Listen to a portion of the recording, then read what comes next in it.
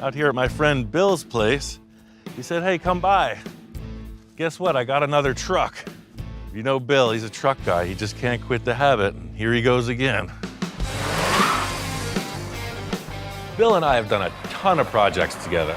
I could see a cycle, like he's improving with every one. Each project comes from a better starting point.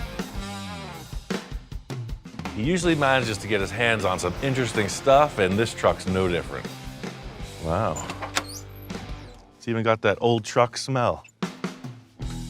That's a unique rust pattern. Usually it's down in here. Usually you see all this gone. It says 61,000 miles on it. I might just believe that.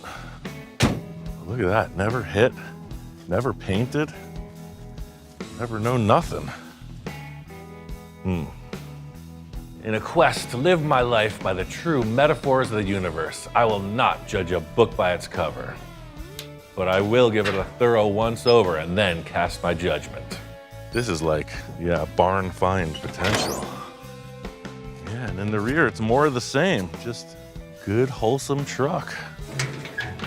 In this day and age, to walk up on a vehicle that is in the unmolested, unchanged status, it's pretty unique. Hello, sir. Mr. Russell, my favorite fabricator.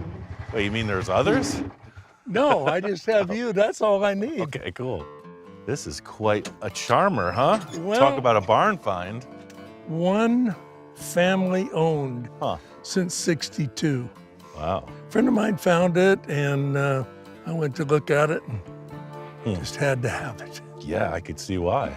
I mean, it's in great shape. They started messing with the top and didn't prime it, didn't do anything, and of course, So they actually did cut that open. I guess. Okay, because I was like, this doesn't add up. It doesn't look like your typical rust. Seeing the rust damage on this, it's really impossible to know what's going on under the surface. The openings in this one are curious to me. Anybody that knows rust knows that this is just the tip of the iceberg. Everything seems to work. 3-speed with an overdrive. Nice. Most people looked at the roof and said, boy, that's bad. I looked at the roof and said, where's Ian? You know a guy with a welder, don't you? Yeah. Remember that old commercial, Mikey Likes It? Well, this is sort of like that, but it's Ian can fix it. It's never a dull day. There is something to be said, like the time machine scenario, right? Because Yeah. it's a real deal 62 Ford. Yeah. I don't know, it just stole my heart when I saw it. I liked everything about it, and so here we are. Yeah, in stock form, these trucks are great. I had a 64. It was a Mercury. It was from Canada. Oh, It was the unibody style, but I mean, just had the V8, had all the stock stuff, and it just drove great. I'm feeling the Survivor vibes on this thing, definitely. I mean, there's something to be said for like retaining the actual, showroom feel, just rolling down the road in a bit of a time capsule. Plus, I know Bill, and sometimes, in fact, most times, it's better to ease him into custom action. interesting, they call this a custom cab. It's a full custom kit. Now, I don't know what that means. When we're done with it, it's going to be a custom cab.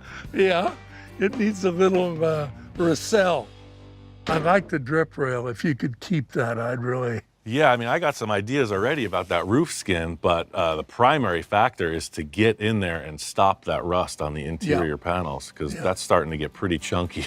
I'm always excited when you come to work on my projects. I never know exactly where you're going. That makes two of us. One of my favorite things about visiting with Bill is he's always got a rotating stock, and it would not be a trip to Bill's without a quick tour around the neighborhood. What's going on with that? Well, the panel trucks, 46 Chevrolets, both of them. Wow. Real projects. Huh. I mean, Need everything. everything. Okay. There's a lot of potential there. No doubt. That's It just, for sure. As you say, it's literally strapped together. Yeah. Now, what the heck is this thing? Now you're talking my language. One of the guys that works here part-time, Danny, is building that. Even got a motor on it. I mean, nothing says outlaw like a motorcycle with no license plates. Let's run it. I got one word, man. Chingon. Yeah, I mean, these are definite long-term potential, but let's stick to the order at hand. I agree. I'll get some ideas together on that unit down there, and we'll just keep thinking about these. I like it. Yeah. There's a few different ways about going forward on this particular project. Looking back through my mental Rolodex, I remember a friend of mine has something that just might work. It's a 62 F100 four-wheel drive. It originally belonged to a good friend of mine that I was a sailor with. And we used to drive this thing out in the desert, boondocking, yank the engine out, and I've pretty much been sitting on it ever since. Every truck's got a story, man. If you're not that attached to it, we could do a little horse trading, and It's gonna have a new lease on life. at least parts of it will. The one thing about dumpster diving is it's not as easy as picking something off the shelf. It looks like this rig is missing a critical element. It's got no rear axle. Well, I got my trailer. Maybe we could lift it up and Yeah. just drive the trailer, right under it. It's always a new page opening, a new story unfolding. Things get kind of crazy in the Wild West. You're gonna have to pull them tires. Got this thing loaded up, heading back down the hill to Mr. Bill's. All right, twin trucks. Love these mirrors. The roof skin is pristine. That's the big deal on this. I didn't realize this is a long bed. That's a short bed. Look at that, I could almost grab this one. Good thing we don't need the bed. Comparing these two side by side, it looks like this one has all the parts for the old cut and paste trick. There it is. I know what you're thinking. Wow, Ian, you didn't break the glass. Well, I can be delicate too, So on this one, I'm just gonna take the entire roof cap right off and then start to hog out from the inside, the exact reverse of what I did on the other truck. I think I just found an excuse to make that Roadster pickup truck I've always wanted. That back window doesn't look like it's the same flow.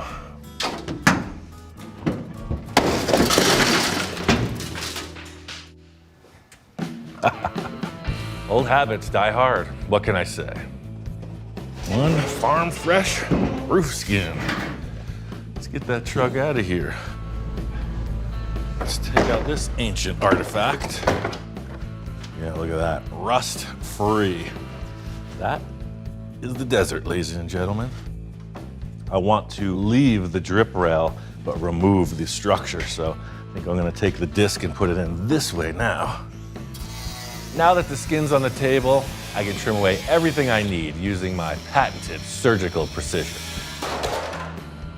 So now you have all the structure of the truck intact with this front windshield surround preserved on the other vehicle. As long as those folks at Ford used the same tools to make these two roofs, we're gonna find out. I did all the prepping I could in 2 stations. It's time to put it together and see if it fits. Well, hot dog, if that don't fit like a Ford roof skin should. The two-tone is pretty cool. I wasn't expecting that, but it brings out the bumper, the white and white. Looks like a creamsicle. There's just so much to be said for the factory stamped sheet metal. It fits identical, it fits perfect. And the patina, the color of the paint, actually works great as well. See how this roof has a little clip on it? And then there's still one remaining on the truck. So that's your front alignment right there. Both of these vehicles were prepped out more conservative than the final fit up. So now that the pieces are kind of stacked, just the last bit of trim and nip to make it happen. The process at this point is welding it together and just trying not to burn too much paint off. It's gonna get hot on top for sure, but you're only gonna see the seams around the backside. The front welding is buried in the rain gutter with the sealer that'll go in there. I'm feeling good about this swap. I still got a few tricks up my sleeve to make Old Orange come full circle.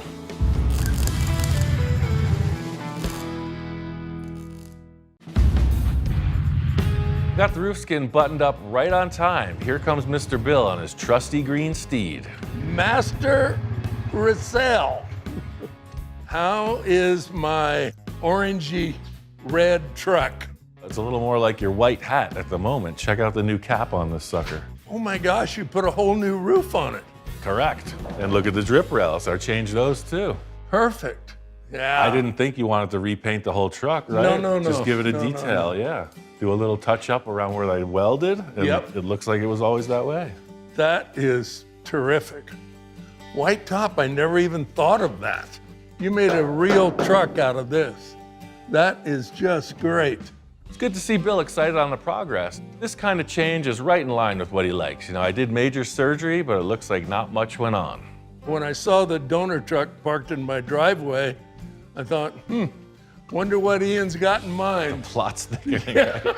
So the good news about that truck is it's got a lot of pieces. I noticed your parking brake was broken. It's got all the interior mechanisms for the doors. It's got a brand new windshield in it. So you got a few good things out of that. Oh, that's awesome. We'll pick it apart like a chicken. One thing that was bugging me is the fact that there's no rear bumper, you know? It's like, well, it's got a front, but there's no rear. You know, if it had a trailer hitch or something, it would add up, but it's just blank sheet metal. But I was thinking something a little more classy, a little more style to it, you know? I'm rooting through my own part stash, and I think I might just have one thing to solve this dilemma. It's a pretty generic looking shape, but it's got that interesting rise. It still has the same arch as that. It's just enough to be a bumper. I'm not sure what this came off of. I almost feel like it was on a car sitting like that. Yep. So what are you gonna, just bolt it on and then look at it from this side? You think I got a plan? Come on. Have at it. I really do like the back of the sheet metal on this truck. You put the bumper in at the height of the lower portion of the quarter panel and it just flows right out. With a utility vehicle like a truck, a pickup truck, the bumpers are literally just that. They're for bumping into things. You can see how high-tech this is. I mean, no expense spared in the rigging and jigging in this operation. So we got these brackets in here, and I don't want to mess with that because that's our welding on potential. We're going to narrow it in this vacant area through here.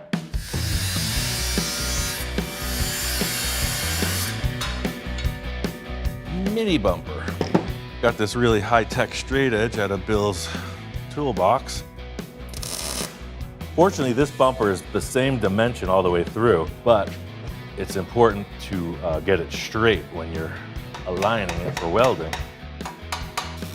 Such a clean-looking design to bunch it up with welds or any other modifications would take away from it, so it's got to be a seamless mod. This is pretty cool. These bumpers mounted flat up on the panel, and they're going to do the same on this truck. Can't argue with that. Oh. Now it's like, oh yeah, look at the truck body, and then the bumper, just a little accessory. Simple, hang that license plate just down a little bit. I think that's the most that this bumper has to offer, is that it kind of smooths the line between those cheeky quarter panels under the taillights and just a bland flat cross panel on each side of the license plate. It shows you the old nip and tuck. Sometimes it's the answer. Paint that white, call her done. This thing is definitely making progress. It just leads to think, what's next? Anybody home? Speaking of trucks, out of the blue, I get a call from my friend Tom. This project and I have a little bit of unfinished business. Hey, how's Ian. it going? How you doing? I know you said you made some progress, but wow. It's a driver. It runs. Oh, cool. Yeah, Cool. It runs really good too. This thing looks great. It's a 1942. It was a military truck, a long bed, just a big utility vehicle, and he got a little wild with it. He shortened the entire chassis, bobbed off the bed. I did a chop top, little hot rod 6-cylinder engine. He's like, no, it's not a hot rod. It's not a street truck. It's a toy. Think of it as a giant toy truck. All I could say was, yeah, you're preaching to the choir, sir. I gotta say, I do love the big puffy tires, but these are cool too. Like you're saying, it's like the model kit where it's dual purpose, right? I'd like to see this thing run. You gonna pull it in? Sure. Heck yeah. It's got the twice pipes. It is exactly like the toy that he was describing. I mean, he was talking about these magazines and showing me different model kits, and I'm like, yeah, dude, like that's exactly what it would look like in the 60s, no doubt. Hold on, never mind this truck. Look at this thing. This is the real deal. That was given to me. What? It's a hot rod from the 30s. Oh, wow. During the war, they made a truck out of it for Like rations. so many other ones, right? Yeah, for war rations, yeah. In World War II, there were gasoline rations, and as I understood, you could get more if you drove a truck. The car's been lowered a bit. It's been chopped pretty significantly, and just a really nice touch with the windshield and convertible top. And it's got that weird back end. I mean, it is technically a truck. I think it's been chopped at least 4 inches. At least, look how low that is. I mean, this gas tank is obviously not original. That's Yeah, first thing I always do if I get a car is I get it running and driving. Yeah. Crazy when an antique like this just runs. It's cool. This thing here, we're okay with. That's the one we need to work on. Yeah, I agree. I brought some tubes. Let me show you the bends I got. This, right? That's just about where you want to be. It really fills out the back of the truck. Right, so this would come in and turn down below the license plate, and then the bottom part would reverse like that. Yeah, just put a little spacer in there, huh? Yeah. Oh, that's cool. That's a great idea, Ian, right there. After laying out a few ideas, it seems like we got a good jumping off point with these large bends. That would look pretty cool, no? No, I like it. No, I like it, yeah. You heard the boss. Commence the building, Captain. That's the first part of it. It's gonna need 2 vertical bars where the chassis grabs this bumper, so if we do that, that'll keep it locked. Not only will the vertical bars support the bumper hoop, they will act as the mount to the chassis. And to my eye, the spacing looks like it can be improved on. So our chassis is as wide as this, right? Yeah. So I feel like if we have our uprights this close to the end, it's gonna look funny, but the closer we can bring them into center, it'll look more proportional with our little detail in here, you know? Yeah. You know, we could favor it out to here. How do you feel about that? I'll be honest with you, I have no idea. Are you all right? You're losing me, Ian. Usually you don't lose me, but you lost me. This happens every time, man. See, my mind thinks in obtuse dimensions. My workflow style is purely alone. So I get a good idea in the heat of the moment, I execute it. I guess the flip side of that is not really being able to describe myself that well. No, dude, we're just gonna do this, that, and the other thing. It's gonna be fine, trust me. This bumper's coming out cool. I'm liking it. It's more art than it is function, right? That's what I said, you're an artist, man. Oh yeah, look at that. It's not such a big high boy now. Yeah. It drops it down a little bit. I like it. I like that, yeah. Good answer. The other answer might not. I almost don't want to open it up now. What the heck? Let's hang the plate in there and see what happens. It might be pretty slick if the plate just floated, like it didn't even attach to the bumper, you know? It was off the chassis just sitting there with a cool frame around it. Man, now you're confusing me, Ian. What the heck? Joe Schmo's Raceway, see you on Saturday. And that's kind of why I wanted to start this, because it's like, man, that has such a uniform, you know, feel to it. Would this have like a lot of busy metalwork on it because it's such a simple truck? I don't know. Yeah. This is all part of the creative debacle. I mean, once you change one thing, you sometimes got to change everything. Just like with the back, we made some progress, but in the front, like anything's possible, man. Style-wise, think about it. I mean, we could do another mini tube bumper like that for the front. Could be V'd out, could be a single tube. We could do 15 tubes. Anything can happen. My mind's all over the place now because of that. It is. Honest Ian's Bumper Building Service, here to consult and confuse. On the daily.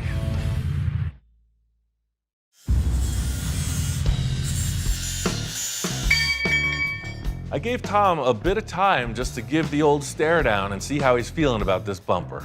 If you want to keep this as we built it, then it's as simple as just attaching it to some mounts. I like it just like it is. I still think it looks like some kind of workout equipment or something. It looks just like something Ed Roth would have built back in the 60s. Straightforward enough. We could just make some nice brackets, you know, make it look discreet, like we were talking about maybe that floating license plate in the center. I'm gonna wait until you've got that completely mounted before I even start thinking about the license plate. If it's centered down there, it may not be centered from here. Now you're talking my language, like the great sculptors of days gone by. When the figure is on top of the building, the head is actually out of proportion. It's bigger. Oh yeah, because you're looking at it like that. Yeah, It's all so delicate. I mean, angles, distance, size. How could one possibly take it all in? Well, actually, I'm just going to have my wife come out and tell me that looks good. Rank and do it. Sometimes that works too. Yeah. So in the end, that's what it adds up to. 2 simple, discrete brackets, welded inside and out. No, I love that thing. It looks like something out of one of my old 60 hot rod magazines. Agreed. The surprise for me was the way you mounted it. I did not see that coming, and I like that. Way cleaner. You don't have all this busyness down here now. Yeah. He likes it. By golly, he likes it. Look at that bumper. You like the way the taillights are positioned? Yeah, I mean, I love the traditional lights, but you know, what if there was like a round thing? That to me says like 60s. Yeah. I kind of like that idea. Do you have an old trailer light or anything laying around? Oh, heck yeah. Do I got an old taillight hanging around? Hell yeah. Oh yeah, that's like the time period too, man. Yeah. Right in there, just about centered. Well, I may get custom on you, huh? That's what I'm saying. If it was my truck, I'd have these taillights. In the meantime, I'm gonna get into this front bumper design and Tom's gonna hang the license plate. Well, since I have free reign, I could get obnoxious with it. It's a little trick, that way it's just a hidden nut. Yeah, so it's just welded to a washer, set it in the tube like such. If all my calibrations are correct, this thing might just bolt on. Yeah, man, how about that? I like it. Looks good. Nice and clean, right? Yeah, that's usually the best way. Yeah, see, once you got that grill on, right? Boom, then you got that whole V shape yeah, really yeah. represented. Nothing like seeing a project in motion, especially at a distance, you know, you really get to take it all in. Heck yeah. Oh, look at that bumper from here, man. It's cool. It's really fun, you know, building a car, but it's driving them is when you really feel the flavor come out. And this one's got a ton of personality. This thing corners like a forklift. Look at the turns it does. Super fun. I'm thinking of doing those taillights like you said. Yeah, man, one piece at a time. You're closer than you were yesterday. Oh yeah, I'm getting there. Another satisfied customer. Now it's back to Mr. Bill's to see what's going on with Old Orange.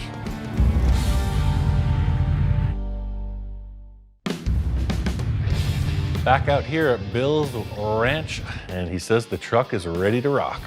Well, there's your pickup. Had my guys do a little work on it. Yeah. Doesn't it look great? I love how they treated the paint. Yeah, my faux guy does a good job. Yeah, no kidding. Look at that roof. It's like it was never even changed. Yep, the roof is perfect. Cool job. It was really interesting to me how they kind of faux finished the front and rear bumpers to match the roof cap. Pretty slick stuff. Because when you open the door, it's like the dashboard and the top, they make a statement together.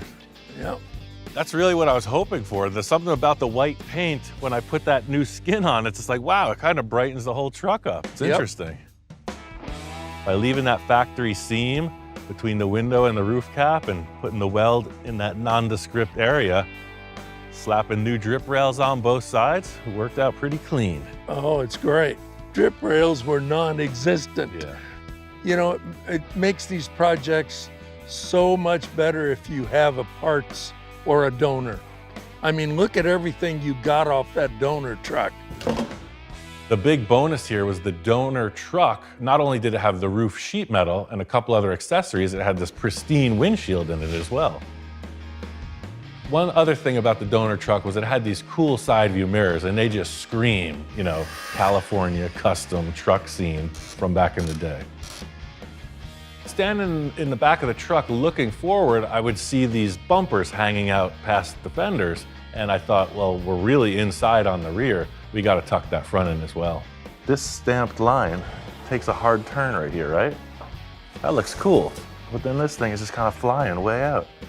What if we could get that bumper to match that as closely as possible? This is going to turn. Something like that. I think one of the goals with customizing is to make the vehicle more seamless, make it look like a lot less has been added on. This bumper does have a more molded to the body shape now than being accessorized. The key mandate with this from the start has been like old school, survivor, kind of stock, but different. I love the back bumper instead of the big clunker commercial diamond plate thing that was on there. The chrome was the only thing bothering me about this back bumper, so I love what they did. It just looks like it was always there. I don't even know where that came from. I can't wait for the person that tells you. Yeah. I love the wheels and tires too. It looks like it should be that way. Yeah. It's just some subtle things you did, and it's a survivor. It's great. I love everything about it. I wouldn't change a thing. Sometimes it's better just to leave it alone.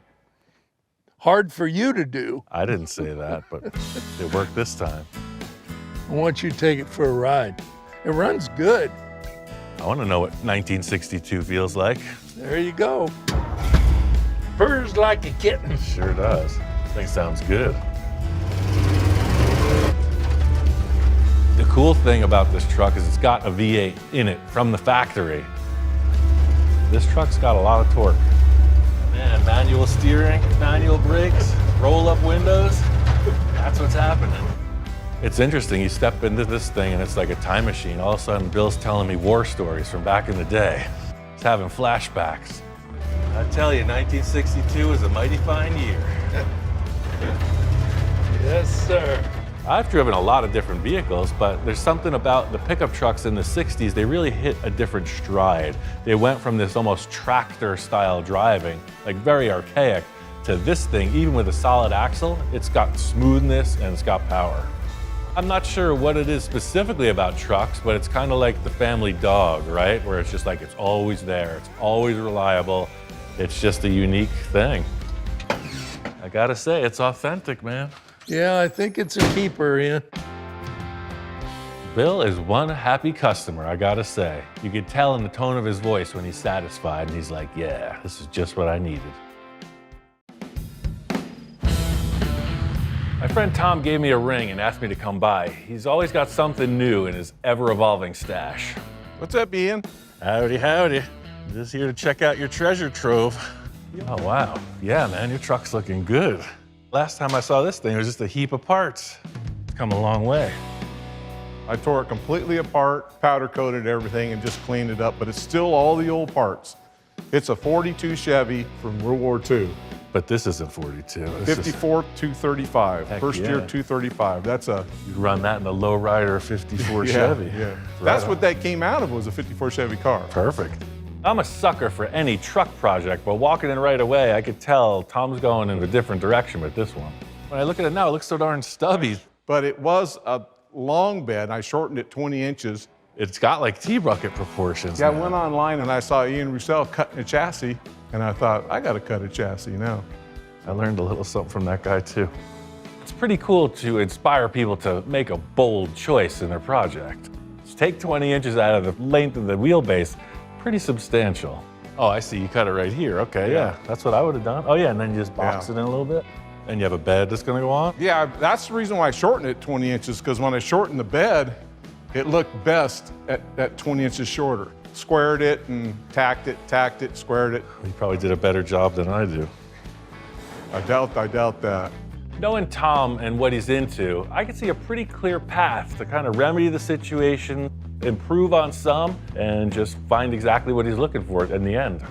Honest Ian's one-stop chop top in session. I got a couple ideas regarding that.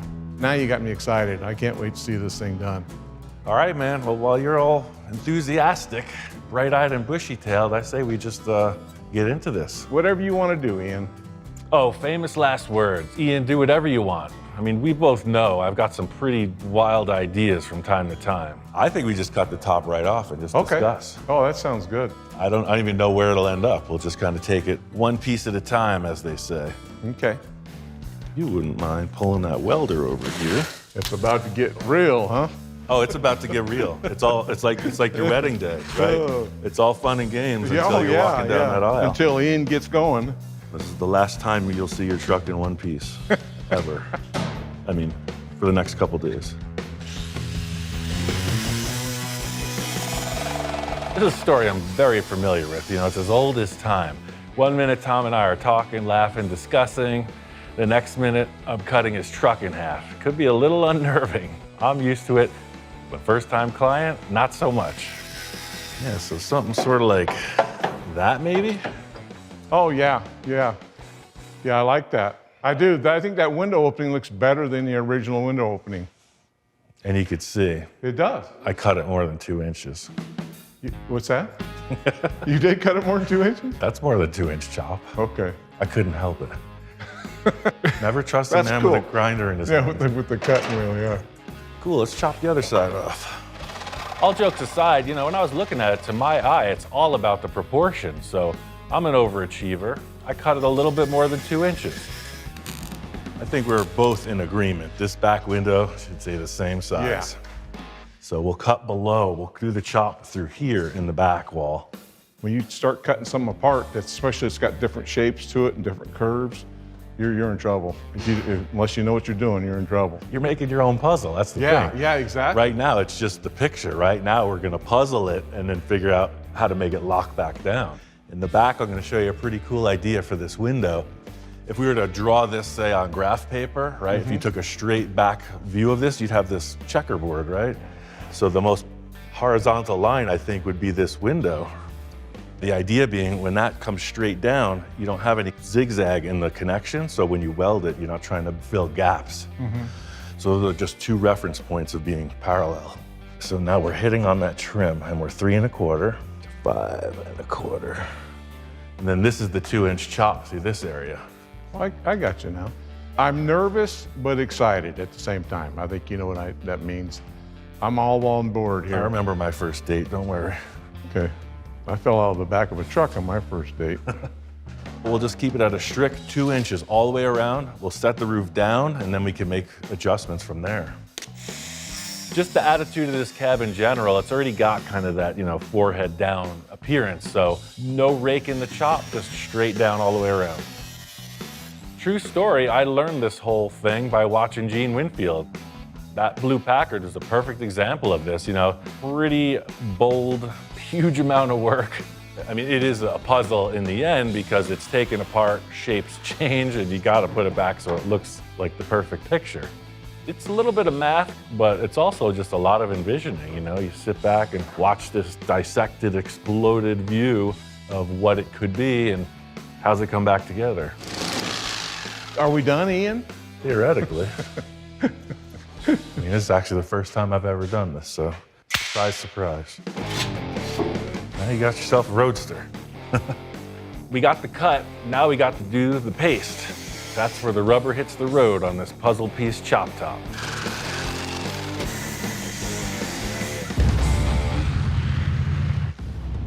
All right, man, I think it's that time. Let's put it on and see how far out of shape we got. The way I laid it out makes it look really straightforward, but there's a million places to go wrong. That's the way I have learned through trial and error, a lot of error. So let's just line up the back wall, see where we're at. Looky there. From the side, right? That looks pretty groovy. The proportions are perfect. I mean, you can see now it's got attitude, right?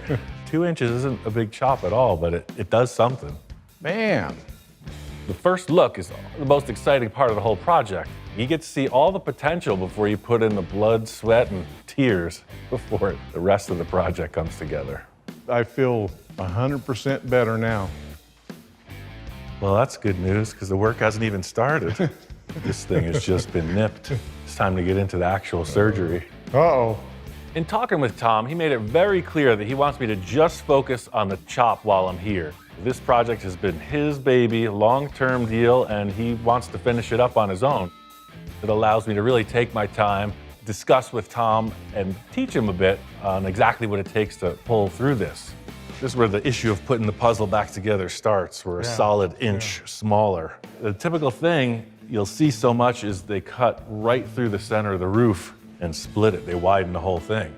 But that means you have to pin in this 1-inch band across the whole span of the roof, right? And that gets complicated. That could get all warped out of shape. It gets real weird. So I have an idea that will help us with that. Okay. Are you finding, is that how you're finding the high spot? I guess sometimes my bare bones approach is a little surprising. This is gonna pop the roof into 2 pieces right now, front and back. Let's see how it falls apart. What the heck? I literally had no idea what just happened. I just thought it was like a piece of the brackets from inside the truck. You know, I'm walking away and Tom's like, those are dinner spoons in the roof. Other military, I think. Look at that. And then there says 42. U.S. Marine Corps. Oh, wow. Archaeologist here now. I've never put a utensil in the roof rail of my vehicle. Like what? Did they just like steal them from the mess hall? Like that midnight chocolate pudding adventure, it's on tonight. Clink. All right, now back to our regularly scheduled chop top.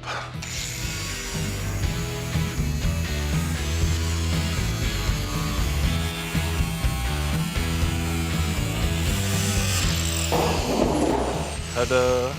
That's just zip right into place. Oh my God, everything lined right up, yeah? Everything lines up like a puzzle. People look at it and it doesn't look like it's too tall. It looks right now. Yeah. Or they're gonna go, what's different about that cab? So my mom said the day I was born, something different about this. It's not every day when I have a spare, complete, identical vehicle at my disposal while I'm doing a project like this. You know, typically it's the exact opposite way around. They got half a vehicle and they need me to build an entire one out of that. Everything about this is clean, clean, clean. Just in looking at it, there's a few key pieces of this that make it worth chopping up as a parts truck. And look behind you, there's the dune buggy wheels and tires. Oh, this is part of the different look kit? Yeah. Heck yeah. The authentic beach buggy wheel. That's what I remember as a kid. The guys ran just the white wall tires just blown up. Before they had paddles or anything, right? Tom is a darn good parts sourcer. Like every time I show up at his place, it's like, where do you even get that? For me, that really short steps my operation because it's like they're doing the footwork and I get to select. It's kind of a shame we're cutting this all the way apart, but it's also kind of not a shame because we're ending up with a really clean custom deal. It'll make this one perfect. I love the chop. I can't believe how fast you got to this point, and it makes complete sense when you see how you do this. This thing is red hot. We got one on the grill and one ready for the frying pan. Prepare your appetites for some freshly prepared chop tops. The B-pillars, I'm gonna leave a little loose because I want to address this right now. I don't like welding that close together if I can avoid it. But since I have this cab, I'm just gonna utilize this piece if it's the exact same stamping in here. It's a bit of a different job having this donor truck available to us because it really simplifies the process.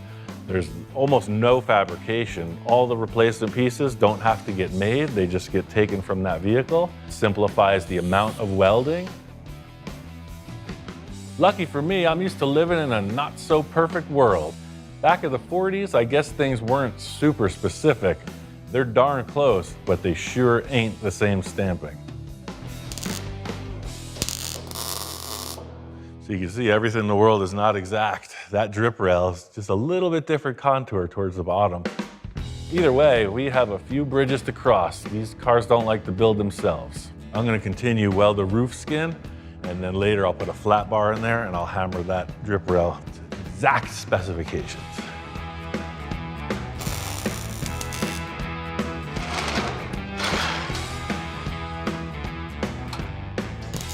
That's it, that's the structure. Gotta fill in this hole in the roof. Tom didn't want no sunroof, and he ain't getting no stinking sunroof. Time to butcher the cab. By butcher, I mean extraction, precision. It's like that game Operation, you know, with the tweezers. One wrong move, you're out. You can tell by the slice in the roof, we're gonna need about 2 fingers more. So we're gonna make that roof cap 4 fingers more. Let's cut this off and see what we're working with. With a piece of vintage Americana like this, we have to handle it in the most delicate way. If it has any dome at all, we're gonna just try to remove a little bit of it. Just flatten it out just a wee bit. Look at that.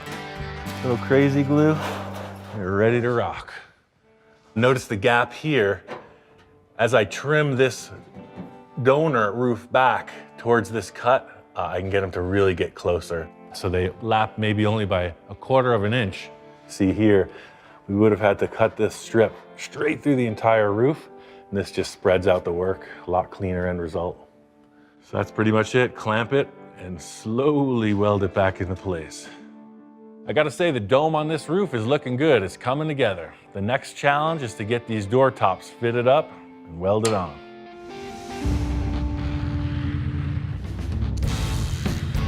Slow and steady. Takes a long time to weld this sheet metal back together, so I don't want to overheat it.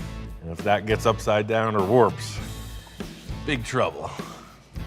I'm happy with the way that this is progressing. You can see how it's developed with these 2 vertical cuts on each side of the rear window. The curvature of the roof needed to be shrunk in a little bit, and that's standard procedure on a cab like this to make a better contour.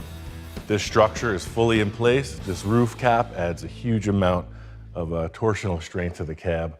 I'll patch this in last, but I want to do this door top surround using a piece of this original door and a piece of the donor cab door. I did notice that these cabs are slightly different, but I'm hoping that these door frames are identical. I try to avoid stacking welds. If you're making a deck or doing roofing, you always stagger the seams, right? So you got seam, seam, and I'm gonna try to put one back here.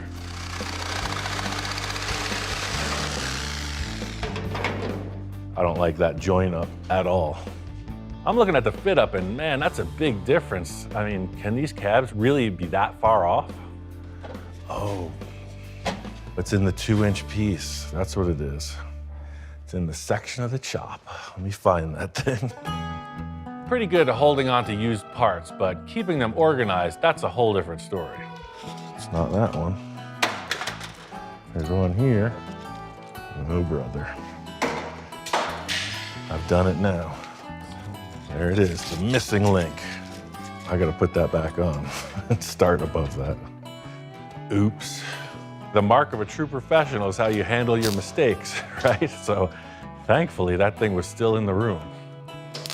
As I was saying before that brief interruption, let me mark it, cut it, and see how it lines up. Trying to use this, but they're just not the same. Let me see what this one looks like. Sometimes it's hard to think with 30 million degrees of sun rays penetrating the shop. If you've never tried working in the Mojave Desert in the middle of July in a steel building, you ought to try it sometime. What's up, Ian? Whew, it's hot. Wow. It's getting there. It's got a top on it. Yes, sir. Oh, wow, man, that's cool. So yeah, what I'm doing is I'm hammering it with a dolly, welding some more, and working through it. Yeah, I like it. That looks really good. For me, it's all about that first impression. You know, how do you feel when you walk right up and take it in? Man, I don't know how you did it, but I can hardly see the difference right here, right now. You fixed it. Yeah, man.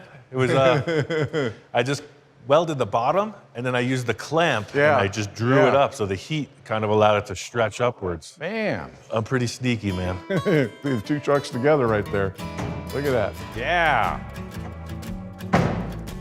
Shuts like it's supposed to. Man, I'm sorry that you know what, though? That's been the biggest monkey wrench so far, right? Yeah, very minor, too. Yeah, Very okay, minor. okay, I'm glad you said that. I don't know what difference between minor and major is on this stuff, because I've never done any of this, but. Major problem is when I can't figure it out. All in all, I think it's a darn good fit up. In the end, the donor cab really did streamline this. All right, last part of the puzzle, the piece that I took out of the corners, I'm just gonna reuse that and then patch in the top right here. You found everything in my shop, huh, Ian? Kind of a snoop like that, man. You should see me at my friend Bill's house. I know where all his best projects are, man. You know, you look so easy that everybody at home's going, hell, I can do that. You can, man. It just takes a screwdriver and a welder. Yeah, and 30 years of messing it up. And then you start to get the hang of it. Well, that's the story, sir. I'm just gonna keep on welding, and pretty soon you'll have a truck again. I'm excited, man. Look at that. That's just one of these here, you know. It's really gonna take just welding to finish this cab up. I'm gonna pick at it for a couple of days, and I'm looking forward. Tom says we can get this thing in a mock-up pretty quick, but I wanna get back to my shop. I got another project that's been prepared that I wanna get into.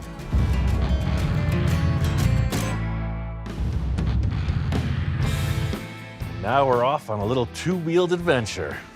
This is gonna be fun. This is my friend Kai's chopper. It's a 1980 Harley shovelhead, and this is kind of his baby. He passed a couple years ago, and his wife contacted me saying, hey, you know anything about this?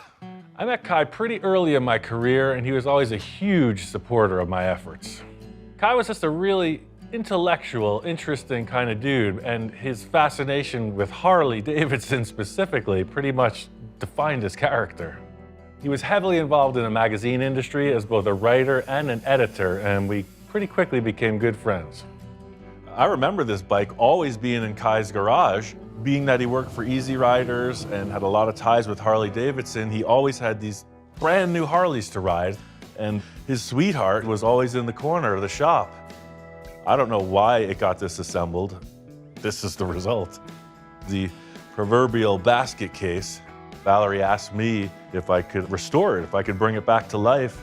They have a charity organization now, and this will kind of be something like a tribute to Kai, his life, and Kai's memory. That's one thing I know about Kai, was he was that maintenance dude for sure. You know, he loved his motorcycles. So it doesn't surprise me that this thing is preserved so well. It's a pretty chunky fork. I like it. When Valerie asked me to get involved with the project, I didn't know what state the bike was in. And I know that they relocated, they moved twice. The bike went into storage apparently, and that's about all I knew about it. That's the sign of a good chrome job, is when it can sit out in a shed for 15 years and polish right back up.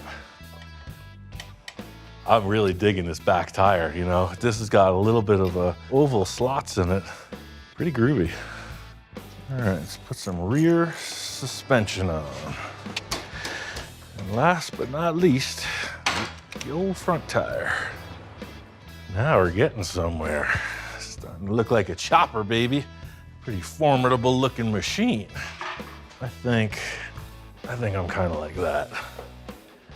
Knees in the breeze, bugs in your teeth. That bike was pretty crusty. I used 2 cans of oven cleaner on the engine, the foamy stuff, and man, it shined right up. I gotta get this running ASAP. You know, I don't wanna get teary-eyed or sentimental in an exaggerated kind of way, but right? It's like the man and his dog, the man and his bike. It's that kind of relationship, and like this is his jam, you know? He rode this thing everywhere. I do so much full custom stuff. You know, it may seem that almost nothing is sacred to me, right? But, you know, something with this type of history, Kai being such a close friend, you don't change that stuff, you know? There's plenty other stuff in the world. This one is his, and it should stay that way. Valerie told me that the biker's name was Purple Haze. Mr. Conservative biker guy driving a purple flamed Harley. All right, we see you. This looks like it's been rubbed on something white, and it's on top of the clear coat. The question is, can I salvage this paint? Everything's just showing its age. We're all showing our age. It's part of the journey. It's got that pearly effect. I think it's gonna shine up real nice. I got this stuff from 3M. I'm gonna go at it with 1,000 grit, and then bring it all the way to 3,000, and then polish it. Try not to get into the actual paint. Just stay up on top on the clear coat. Try to knock some of these scratches off. Yeah, it looks like I'm not gonna have to re-clear any of this stuff. Yeah, I gotta say that this is a little bittersweet, because I was like, oh man, the gates are wide open, right? There's no fenders, there's no tank. Time for me to restyle it. And then that looming voice, don't put no junk on my bike. Thinking maybe some divine intervention or something. Miraculously place these pieces of the bike right in front of me. All right, one more fender. You know, in my defense, I never put any junk on his bike. I just enhanced it a bit. And I also saved it from burning down to the ground. Whoa, whoa, whoa! Holy shit. I guess you don't have a fire extinguisher, huh? I got 3 fire extinguishers right on the wall, and I'm like, I don't want to mess up his bike. I know what these things do, so I'm just hoping it'll go out. That sucker is flaming. It's 7 feet tall. I gotta use the extinguisher. I'm just glad you remembered you had a fire extinguisher. I was looking around all over the place. No, I knew where they were, but I'm just like, I don't want to make a mess. It's only Kai's motorcycle. I don't want to dirty the floor. Thanks a lot. could say. This is number 2 that I'm saving. You know, I'm not known for Mr. Polish and Shine, but right now, that's where my head's at. I think it's pretty cool that the bike didn't need a new paint job. 22 years ago, there it was, brand new. 22 years for a motorcycle that's driven, that's a pretty good run. So pretty neat to see it looking identical, just aged. Yeah, now it's starting to fill out. These tanks look great. I was wondering why the headlight looked like his bug eyes, right? Look how the top of the headlight's sticking out of the can. That's how much they raked it. So that you could see straight. See, that headlight should be vertical. I want to get this thing running. I'm gonna wash these tanks out, charge the battery. Next stop, showtime.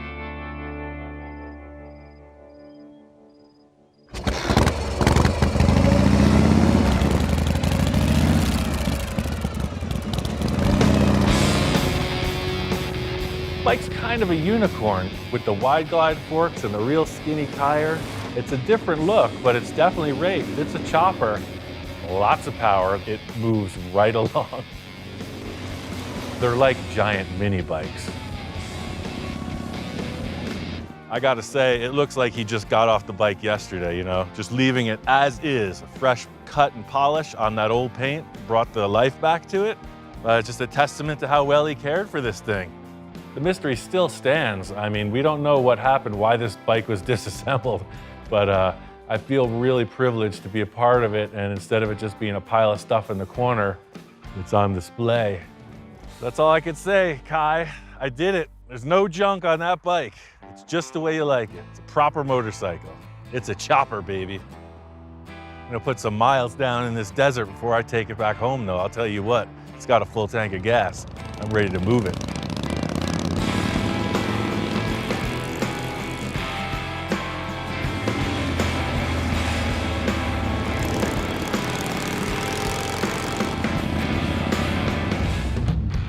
Did all the welding and grinding, came back to my friend Tom's shop, and he's got some progress on this thing. It's looking like a truck now. It looks good with the bed. I mean, the proportion of the roof height now and this. It made everything look better. I primered it too because I wanted to just to get an idea of what it looks like as a complete truck, because I want to get it going and I want to drive it. Right, keep the inspiration I want to going. drive it, yeah. Tom said he's been with this project for years and years. He's in no rush to finish it, but I think chopping this top lit a little fire under him. Not even any body work done yet. Look at that. It just looks nice. Yeah, it's crazy how 2 inches really does make a difference. Yeah, it's a little too long. Tom immediately walking in the door, he's like, look at the bed. Even though it's shortened 20 inches, I still got to shorten it more. I think the bed should be cut off right at the end of the chassis, right at the springs. Yeah, I agree with you. That way it's got that whole stubby look, you know, like an off-road truck. That's what you're doing. You're pulling all the overhanging sheet metal in. I like you finished off the grill and the headlight. Yeah. That's cool. Thank Super you. clean. Appreciate that, yeah. Looks good, man. I want to see with those buggy tires. The thing that hooked me from the start was, yeah, it's going to be a beach buggy. You know, it's going to drive on the sand, and I was like, oh, heck yeah. Right now, it's got the big and littles, it's got the hot rod look. You know, I want to see it in full fun mode. Pretty cool that you're able to find those wide rims and 6 lug. You want to hear something crazy? I bought these at a yard sale 40 years ago. Huh. I'd call this a long-term success story. You know, Tom's looking at it like, yeah, finally, right? After 40 years, I mean, I was 11 when he started this truck. In a 1961 Hot Rod magazine, this is what they had. They had tires ballooned over the rims. I think the reason why they're usually white walls, that was the bigger tires. That was for the bigger cars. Like the Cadillacs and the Packard. Oh yeah, paddle tires had didn't junk exist. stuff, yeah. For sure. They didn't have paddle tires back then. If they did, most people couldn't afford them, so. Tom built this entirely in the vein of that first generation sand car, right? When they just had some old junk laying around, they would take some ratty old bias plies, make their own rims, and just do whatever they could to get some flotation on the sand. That says fun buggy. And I mean that in the best sense of the word. Like, it's a fun buggy. Like, you're meant to get in there and go have a ball on these sand dunes. It's exactly what I wanted. That's all it needed was 2 inches off the top and another 1.5 feet off the rear. This thing belongs on a Beach Boys album cover, man. Need some surfboards on there and you're cruising down the ocean. This is sweet. Kind of like the black rims too. Yeah, I think the biggest takeaway for me is like, you can't buy good vibes, right? So the horse trading, the working with friends, that type of thing, that's really the way I operate. Thank you, Ian. Yeah, I right on. appreciate you doing that. I really do. Yeah, I can't wait to see what other good treasure you dig up, man. Now this truck, it's contagious. It's got me thinking, you know? I got the Model A body. I got some sand tires. I got an old chassis. Who knows what could happen? Maybe Tom wants to race. You're always taking me around the new corner of the property, man. I don't know who you're hiding these things from, Yeah. but... There's a project for you, Mr. Russell. Oh, now we're talking. That thing is sweet. Today's project is brought to you by the color green. That's a real live Willys Jeep. That thing is cool. I gotta say, that's an Army Jeep right there. I can dig it. We might get old, but we don't grow up. Yeah, no, I'm right there with you. All of a sudden, I'm like, this is like a Tonka toy. Yeah. That's not a fiberglass one. No, sir. Nice. That's a 1946 all steel. Still look like a goon sitting in this thing. I didn't realize they were so tiny. You look good in there. I feel good. When you opened this hood in 1947, this is what you saw. Albeit a little bit cleaner, but it's so interesting that nobody ever messed with it. I wouldn't have been able to leave it alone all those years. Bill and I are going on and on about how we both love it so much. The question is, what do you want to do with it? Well, I really got this for my grandson because I want to teach him, like I've taught my kids, to drive a stick shift. Ah. I know he's been driving that Gator around. That's been his since he first learned to steer, right? Yes, he's good at it now, but he did crash it once. I noticed that.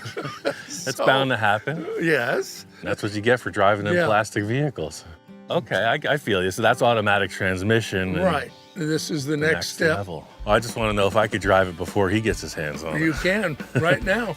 Heck yeah, I've never driven one of these. It's the first time for everything. Wow. So where's first on this, down? Down. No, this is cool. Not only is this a cool car with some serious flavor, but it's perfect for Lincoln. I know he's a Boy Scout and really into the outdoors, so hey, there's nothing better than a vintage Willys. I like what we're working with, 12-year-old mine and an 80-year-old vehicle. What could possibly go wrong? Another beautiful day in Mr. Bill's barn. Senor Lincoln's in the house, and we are ready to get to it. Oh, look who it is. Hey, Ian. Hey, Lincoln, what's happening? I love your Jeep, man. I'm really excited because I've never driven a stick shift before. Me too. And I took it up that hill in the back. This is an awesome Jeep. My favorite is this windshield, right? So when you're driving, that goes down, then that foot goes out there. Hand up, that's it. Now you're cruising. It's a convertible now. Yeah, Yeah. exactly. Before we do any kind of transformation on this Willys, the key thing is Lincoln's gotta look cool driving it. Do whatever you guys come up with. He's got ideas. My mentality is about a 12-year-old level, so all the cars that I do look like toys, so whatever you're thinking, man, let's do it. I like what you did to my grandpa's truck. I was thinking that we could try and chop the top. It has no roof, man. That makes my job a lot easier. Here you go. Shazam! The chop is topped. The top is chopped. The way I see it, if the roof were there, it would be like really tall. I could see that, yeah. You know, at first I thought he was crazy, but I gotta admit, the kid's right. I never understood why this big panel was here. You're in this wide open vehicle and you kind of have a shield in front of your face. Yeah. I feel like all the old dudes looking at me when I'm explaining my ideas at 12 years old of all these fantasy go-karts and everything else, and they're like, yeah, kid, good luck with that. I've just never really worked with the thin air, you know? There's nothing to start with up there. It's the classic conundrum of trying to relate to the next generation. I'll show you a little of the old envisioning tricks. First, we're gonna take some of the leaves off. If you did have a top, like if you were to put a roof on it, yeah, that's really high up there. Never stifle a young creative mind, you know? As a young kid talking with these older dudes, they could have responded one of two ways, like, just do what I say, kid, right? Or being supportive, and that's exactly the role I'm taking up. Instead of me telling you what to do, let's figure out how to do what you're thinking should happen. Do you want to put a roof on it or just still want a convertible? I don't think it needs a roof. You don't get much rain here. Tailoring this whole thing so Lincoln looks cool, right? Like it fits him, but he's gonna grow up, so I wanna be sure an adult fits in it as well. We got a plan, now let's get to it. We're gonna chop this roofless top. Well, why don't we start by taking this aluminum stuff off? We'll see what it's made of. And see that side mirror? Yeah. Yeah, that's pretty bad. You can definitely improve on that. All right, those are started. Try to take them out. I'll work on the other side. It's a nice little change of pace, you know? Instead of being with the old grizzled, been there, done that car guy, we got bright-eyed and bushy-tailed. Spirited young man. All right, I got all the screws out. What should I do with these? Sweet. Take that thing and throw it out in the driveway as far as you can. It already looks better. It lowered this. See, hop in now, check it out. Ian, can you get your magical broom of viewing? Prepare for magical broom of viewing. Oh yeah, it does look way better. I mean, that took the windshield down 1.5 inches. Do you want to go further than that? Yeah. Kid after my own heart. This is gonna be awesome. Enough with the screwdrivers, let's get into some fabrication. Have you ever taken a windshield out before? No, I haven't. Here, this is the windshield removal tool. I'm gonna let you handle that. Take it out. Strong work, natural ability. What are you doing here, man? This is a mess. That's not how you take out a windshield. Well, you were the one who handed me the sledgehammer. Hey, don't follow my bad advice. It's pretty interesting for a kid who just smashed apart a window and now I'm cutting on his Jeep. He seems pretty relaxed. How's that burrito treating you? Good. Good call, man. You got plenty of windshield now. Yep. It's as if nothing was in the way. Yeah, I think this is good. You sure? You sure you don't want to do something a little more creative? I mean, what about a little asymmetry? How about a little something like that? I kind of like that, I have to admit. It's got a little bit of the gangster lean. Could you possibly do the same angle with this bar? You know, the freedom of the 12-year-old mind is what I've been striving for my entire career. Anything goes. Wild ideas, as long as they look convincing, it's gonna be okay. You got a natural talent for this design thing. I like it. As creative as that looks, I don't know if Grandpa's gonna go for that. We gotta make him proud after all, right? I liked your idea in the first place.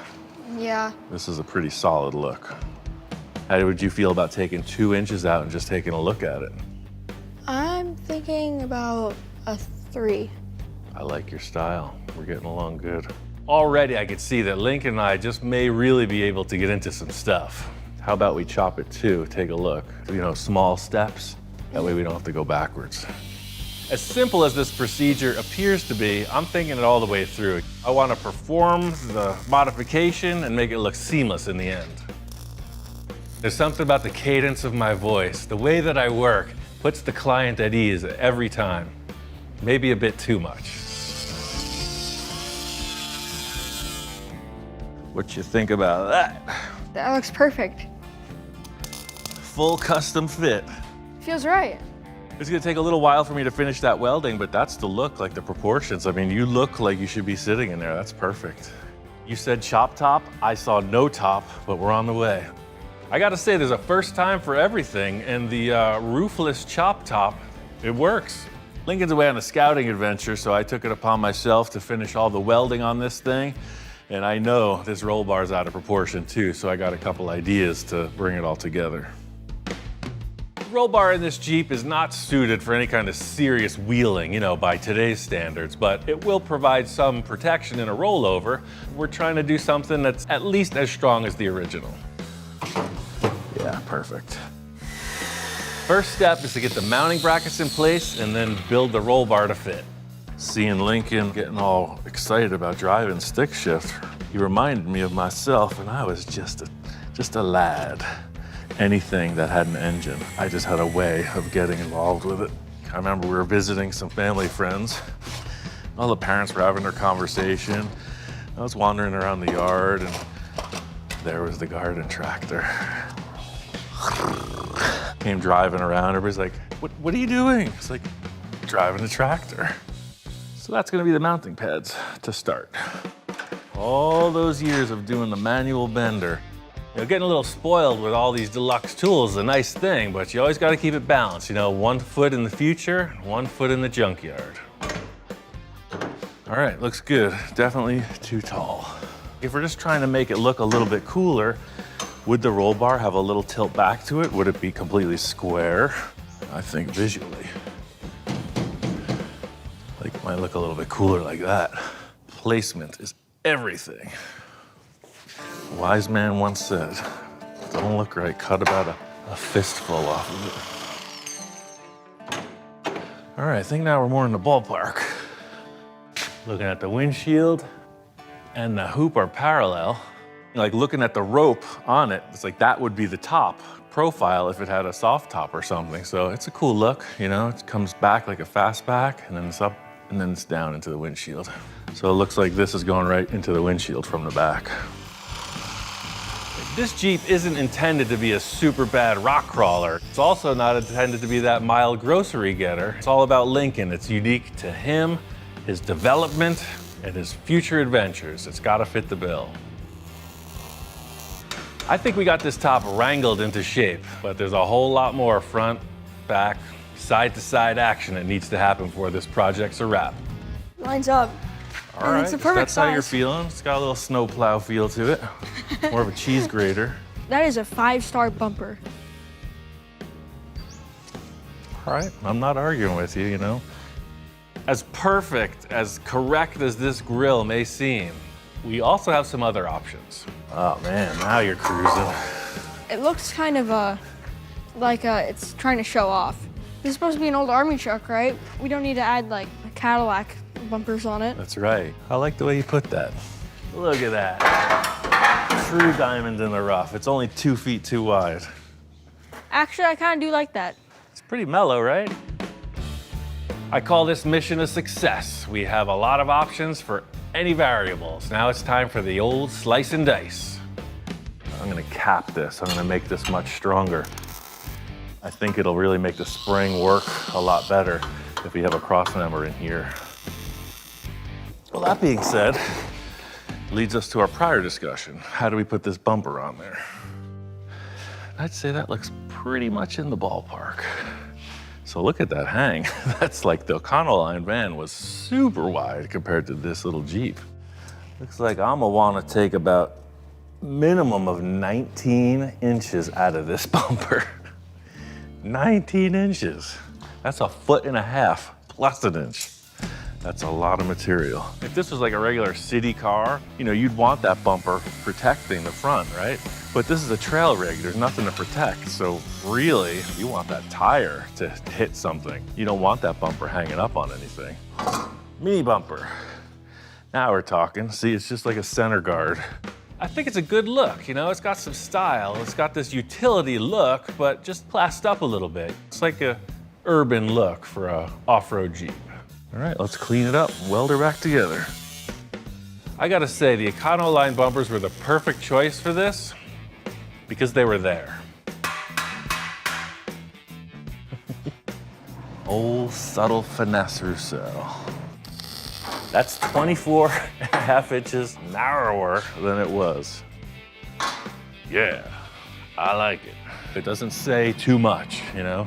I think we got the front of this Jeep buttoned up. It looks good, but the back half is a whole different story. I think it's gonna need a lot of full custom. There's no time like the present. I got the parts, I got the plans, and Mr. Bill's gonna leave me to have at it.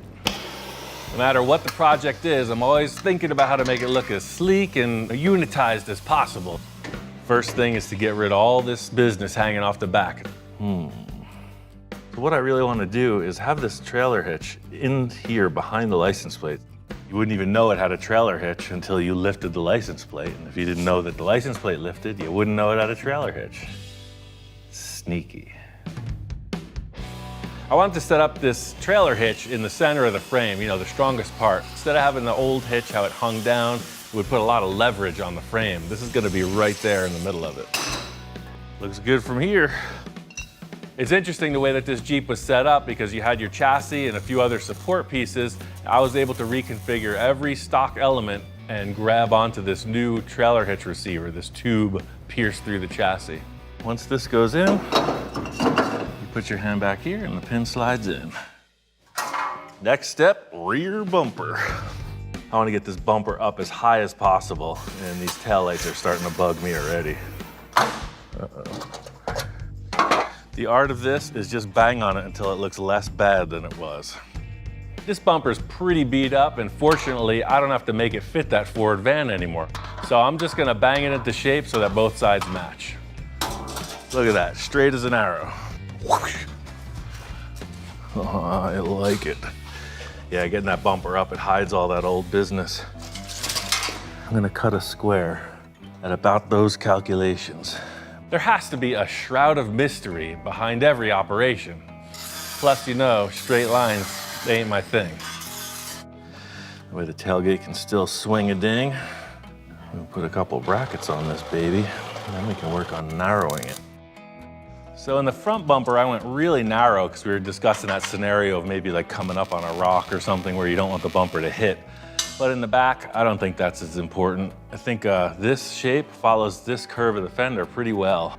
And I like how this comes right in, but I don't like how that's gonna hit. Anybody who's done this will tell you it's all in the details, right? When something looks like it belongs, it's agreeable to the eye. That Econoline bumper, the placement, the trailer hitch, I think it fits. Plenty strong for what this Jeep's gonna be doing. Before I go any further, I gotta patch some holes, you know, tidy up the rear a little bit. At least now when the bodywork goes into play, there's no welding. Last but not least is this special hinged license plate bracket. How could I forget? Trailer hitch, no trailer hitch. Piece of cake. Nice and clean. I like how this wide plate does fill up this whole bumper, as if it was made for an older thing. We are getting down the road on this Willys. Makes me wish I was 12 years old, all over again. Bill and Lincoln are gonna spend some grandpa, grandson quality time, you know, finish this Jeep up. In the meantime, I got a little project I've been thinking about for myself. All right, now the real fun begins. You know, Lincoln's got his ideas about being a grown-up, driving a stick shift. And I got my own ideas about being 11 years old again. This is none other than the RCF Micro Mini, the miniest of mini bikes. My friend Evan makes these. The engine's very powerful for this size machine. He even upholstered this cool seat and sent it over to me. I mean, the neat thing about this is they designed the handlebars for somebody that is about 6'2", right? But yeah. I mean, definitely has a charm, right? Like most of my projects, the first mock-up might seem a little loose. And I mean, it does look kind of comical at this point, but I think we're on the right path. You know, I have a tendency to build stuff that I have a hard time fitting in, and this really takes us to the extreme. The whole idea for this thing is I want something tiny I could just throw in the back of the truck, putt around the car show, you know? But I think Lincoln would get a kick out of it too. I mean, if I was 11 years old and I saw a pink seated Micro Mini, I'd be all over that thing. These bikes have the cool retro vibe, but for myself, I'm seeing something a little different. That's what I do. I'm a customizer, so I'm gonna do something to it, make it a little bit my own. About time I cut a mini bike. Whenever I start a motorcycle project, I tack it to the table first. That way everything is centered and secure. That's a pretty big rake. I guess it would steer. What do I know? It looks cool, right? Yes, it does. Instant chopper. All of a sudden it has attitude. Look at that. All of a sudden it's going 100 miles an hour. I think I want the tires sitting out like that. I'm not a huge chopper terminology guy, but I'm making these front fork flipper details. You know, they're unique to this sugar bear style front fork. That's what I want. I want a funky. Those 70s stock chopper vibes. Shaped a little bit differently by the end of this, but I just want something to start with. I can dig it. I hope you can. So I need 2 brackets to hold this, and then the fork will just hoop up and over. There's a lot of different techniques to shape and cut metal. Think about the old-fashioned blacksmith with his coal-fired furnace. Never gets old. It's like a heavy metal fork. Now that's starting to look like a chopper, eh? Evan was kind enough to send 2 different fork sets with the project, and luckily for me, it's the exact material I need to finish off the front of this frame. I gotta say, these smaller projects are kind of fun, you know? I feel like an elf, a giant elf in Santa's workshop. You know, Honest Ian's micro mini bike customization factory. I think we're getting close. It needs some handlebars. That is like the baddest kid in middle school just showed up to the football field. That's mean. That's like cartoon kid stuff. Count me in. Definitely on the right path. This thing screams outlaw. It's almost ready to terrorize the desert streets. Similar to what I did with the front, I'm gonna add another solid rod element in the back to support the seat. Starting to look a little zigzaggy now.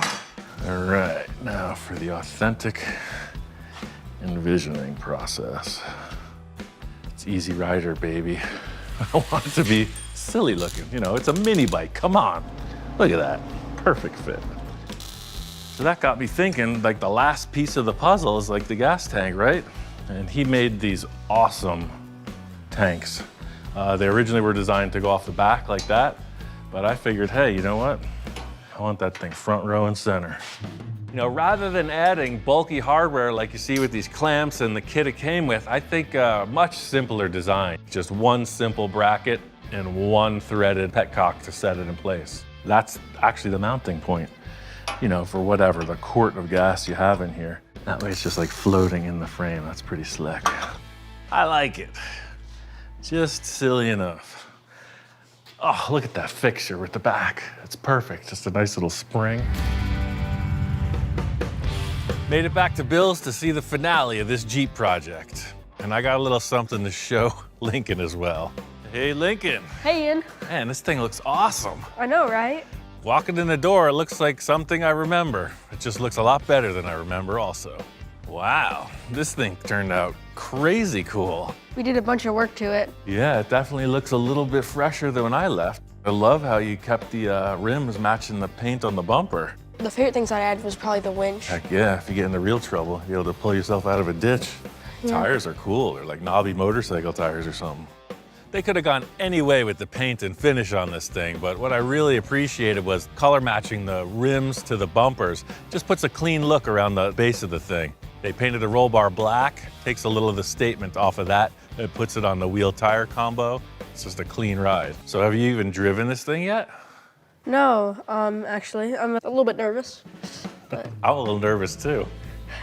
I haven't even driven clutch before either, so. Really, not yet? No. It's a shakedown run, man. It'll be the first of many in your life. What could possibly go wrong? It'll probably be fine. Just walking in and looking at this thing, I was like, man, this thing must be a really cool vehicle to drive, right? And he's like, yeah, not yet. This is definitely my favorite one that I've seen you do. Oh, you haven't seen everything yet. You got to see what I've been working on at my shop. I got a little surprise for you. It might change your mind about this whole project. You might want to trade me. Whoa! Aha! The whole focus here is like Lincoln coming of age. He's growing up. He's gonna be a man someday and drive a stick shift. And I'm like, yeah, I'm kind of do the opposite, Lincoln. Check this out. I put this mini bike together with a quickness. And let me tell you, it's a handful. It's got way too much power and it's super loose driving it. It's exactly what I needed. Now that is a chopper. Mini chopper. That's really cool. I know you wanted to paint your Jeep pink and didn't do it, so I painted my project pink. Wow, it looks really good. At first, when I was building this, I was like, oh, it would be the perfect trade-off, right? Like I could drive Lincoln's Jeep around, he could mess around on my mini bike. As soon as I got on this thing, I'm like, whoa, this thing is not a toy, it's a weapon. You know, I'm heavy, and that thing wants to do a wheelie when I'm on it. It's pretty sketchy to ride. I'm not crazy, I'm not riding this thing. Let's hide this over here before your grandpa gets any ideas about this thing. Hey, hey. Howdy. Nice little project you got here. It's classy. Yeah, it's been fun. He worked hard, and it shows. We had a great time. That's one thing Bill explained to me from the start. The root of it is grandfather, grandson kind of project, right? You get to do it for the first time once in a lifetime, and I think they really got together well on it. This thing was like hard to see out of. You had that much glass. You added all that glass. The stance is just perfect. My favorite is the hidden hitch. Gotta love it. I think it turned out great. What is that? That's a chopper. Haven't you ever seen one? That's one thing I know about Bill. He's not really into the wild stuff, so he gives a second glance like, how'd that thing get in the shop, right? Is this just a man with too much time on his hands? What are we gonna do with it? Absolute nonsense. Mayhem. It has no real purpose on this earth. Hey, man, you gotta let me do a little bit of me sometimes. Come on. That's great. Just great. Old subtle Roussel just hung up his cap for good. Yeah. It's time to get back to the weird stuff. Today's the day. This is his first day. We waited for you to come where you could be part of the driving experience. Well, I know a little something about driving a Jeep. It's only natural, you know, Bill respects me in a certain way, so he's like, hey man, teach the kid how to drive stick shift, right? He ain't gonna do it himself. And you pull it back, and then you're in first gear. Putting on my proper adulting cap at this moment. I'm telling him, you know, this is what you gotta do, this is the way this functions, this is what happens in an emergency. So yeah, do as I say, not as I do. This is great. Lincoln doesn't seem to be too stressed. I remember my first time driving a stick shift, and I was pretty nervous. I know what the potential is here.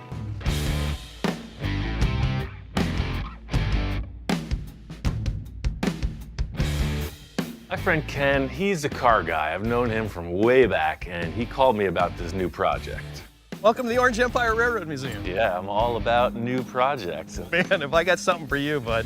Ken's been telling me about this train museum he's a member of, so when he called me in, I didn't know what to expect. When you say museum, I'm thinking about like a room with, you know, maybe little trains in it. Look at this place. It's like a whole environment. It really is. I met Ken a while back at a car show dedicated to the art and life of Big Daddy Roth, and we've been friends ever since. I wanted to bring Ian in and show him around, and before we took him to show him the project, I just wanted to whet his appetite. So I've got my buddy Ken over here, who's a huge fan of the show, Right which on. I figure I'd warn you first. Okay, so it's Ken and Ken. Ken and Ken, double yeah, trouble. we're a franchise. Okay, hi. Nice to meet you. Nice to meet you, man. You know, Ken can give him like the best tour of the property. And he is the guy to show him around, have some fun, and then we'll show Ian the project. I understand trains, right? But these guys are like super rail fans, and they know everything about everything. Oh man, so this is a crane that's a train. It's one thing to have a collection, but the fact here is that everything works. Oh, it's on. And there we have, well, our lights are on now. It's like a giant model railroad, if you will. Look at all this stuff. This is my kind of place. This is our other project, the 508 from San Diego. 1937. No wonder they want to make America great again. What do I have to do to this one? Chop the top? You want to lower it a little? Oh man, look at this thing.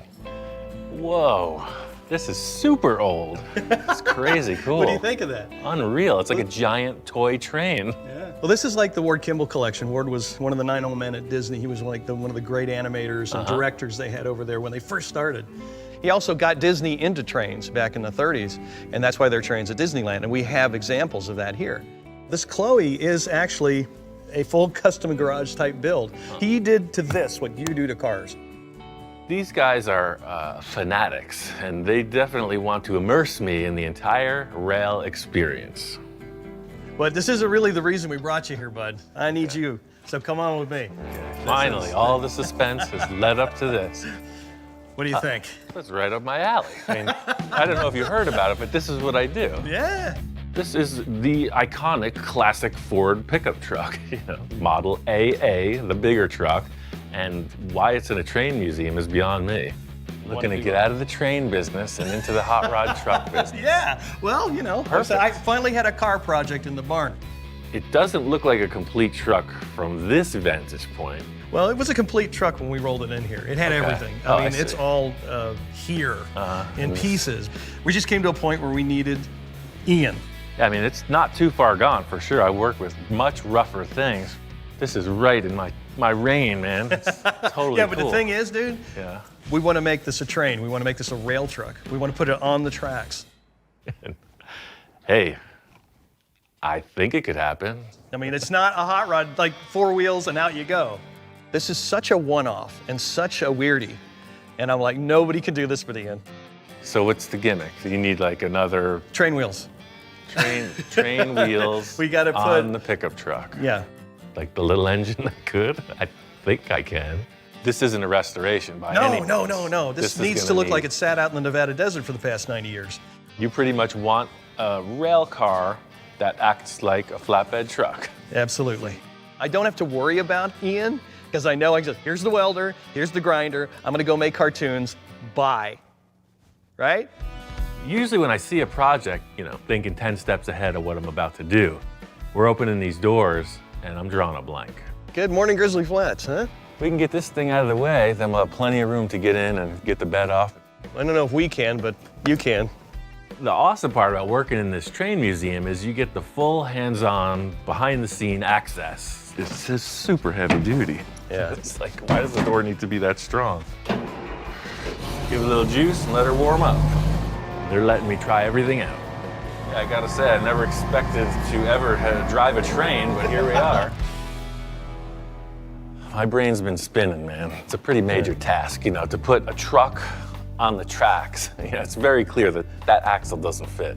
So just like you back half a race car, you cut the back of the chassis off. Oh, yeah. We're gonna do the same thing with this. As if you were tubbing a car, we're gonna narrow the frame rails and do major surgery on the axle. I was really, really pleased that he didn't flinch. He didn't do this. We didn't know what we were gonna get from me when we showed it to him because he wasn't really prepped all the way. It just pulled him, and I was so happy to see that. In simplest terms, that truck is this wide and the tracks are that wide. Get the Sawzall out, rock and roll. When I was on the hunt for this truck, I would look at a couple of trucks, and the owners of the trucks would be like, so you want to cut my truck up and make it into a train? Get out of my yard. It's a no-holds-barred thing. We're not restoring an old truck. That's not what we're here for. We need a functional rail truck. Cut through here and here, narrow it, and then just like when you're boxing a frame for a V8 engine or something, plate this right through. That ain't going anywhere. We are not building your average train, This place is an awesome museum. We're gonna build something in line with the caliber of stuff they have, like a full custom rail truck. Let's get dirty. So, it's 5, 15. We need to narrow this thing 15 inches. You figure a truck like this, 1928, and it's 2018, that's 90 years old. Some people might get nervous. This might be the cringe moment. The only way to get started is to cut it up.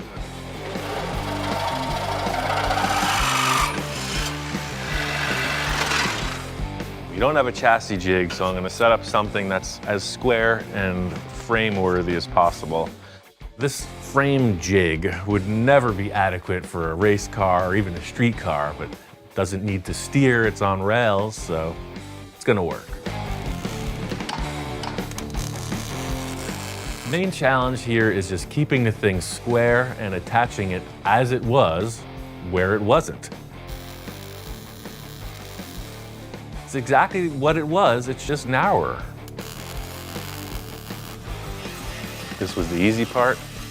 The challenge is still on the horizon. I knew Ken had a real strong concept of where he was going with this project, but I was kind of in the dark. This photograph illustrates perfectly what his concept is. They did what they could with what they had on site. This is a great merging of our railroad knowledge and Ian's hot rod knowledge and his fabrication knowledge. Sort of what we're recreating, it's a truck from the last days. There are things we have to do, with the motor that we have. This is the actual motor out of the truck. The driveline's the same, nothing's gonna change. It's just that, that's the train guys, that's us. We're just gonna see. That's a lot of tonnage to move. As far as Ian goes and the project, if you can make the photo for us or anything close, we're good, we're golden. We're not even gonna paint this thing. I want it to be a rolling tetanus shot. If you want to look like that, we can do it for sure. That's what we want. Right. And the good thing is, I found a wheel set out in our yard. Awesome. So if you want to come out, then we'll get it over here and we can mock it up. Look like train wheels, for Yeah, sure. yeah, they're freight car wheels. Oh. What we'll do is we'll do what the railroad does. We'll put it on the turntable.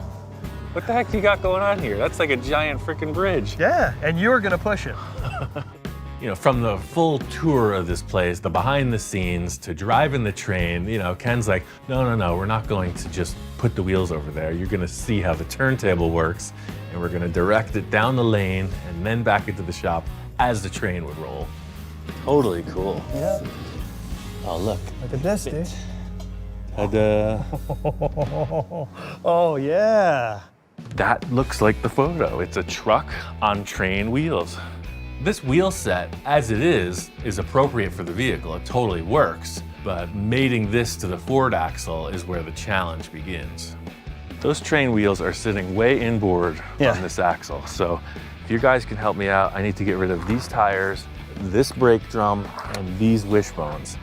Ken and his crew are gonna break down and prepare that axle. You know, I got a million other things I'm thinking about to get started with, make this project happen. So, you know, onward and upward. Just like any other project, you know, this thing has a deadline. The museum is having an event, it's Christmas season. They want to include this rig in their Christmas lineup. Time is of the essence. Silver Surfer. It's time for a little parts gathering. I'm looking for a few things. I'm looking for some rods, looking for some angle, I'm looking for some plate. Not only does the stuff have to fit the look, you know, it has to function. It has to feel like it's old and crusty. I mean, it takes a trained eye to really spot what you need. So you got angle iron, flat bar, heavy duty. But that's what we need. We need one of these in here, like a 1/2 inch thick.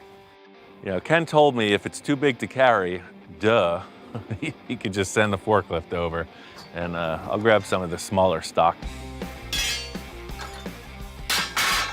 This is like shoe shopping, you know? What style looks the best, what style fits. This is exactly what's on the drawing.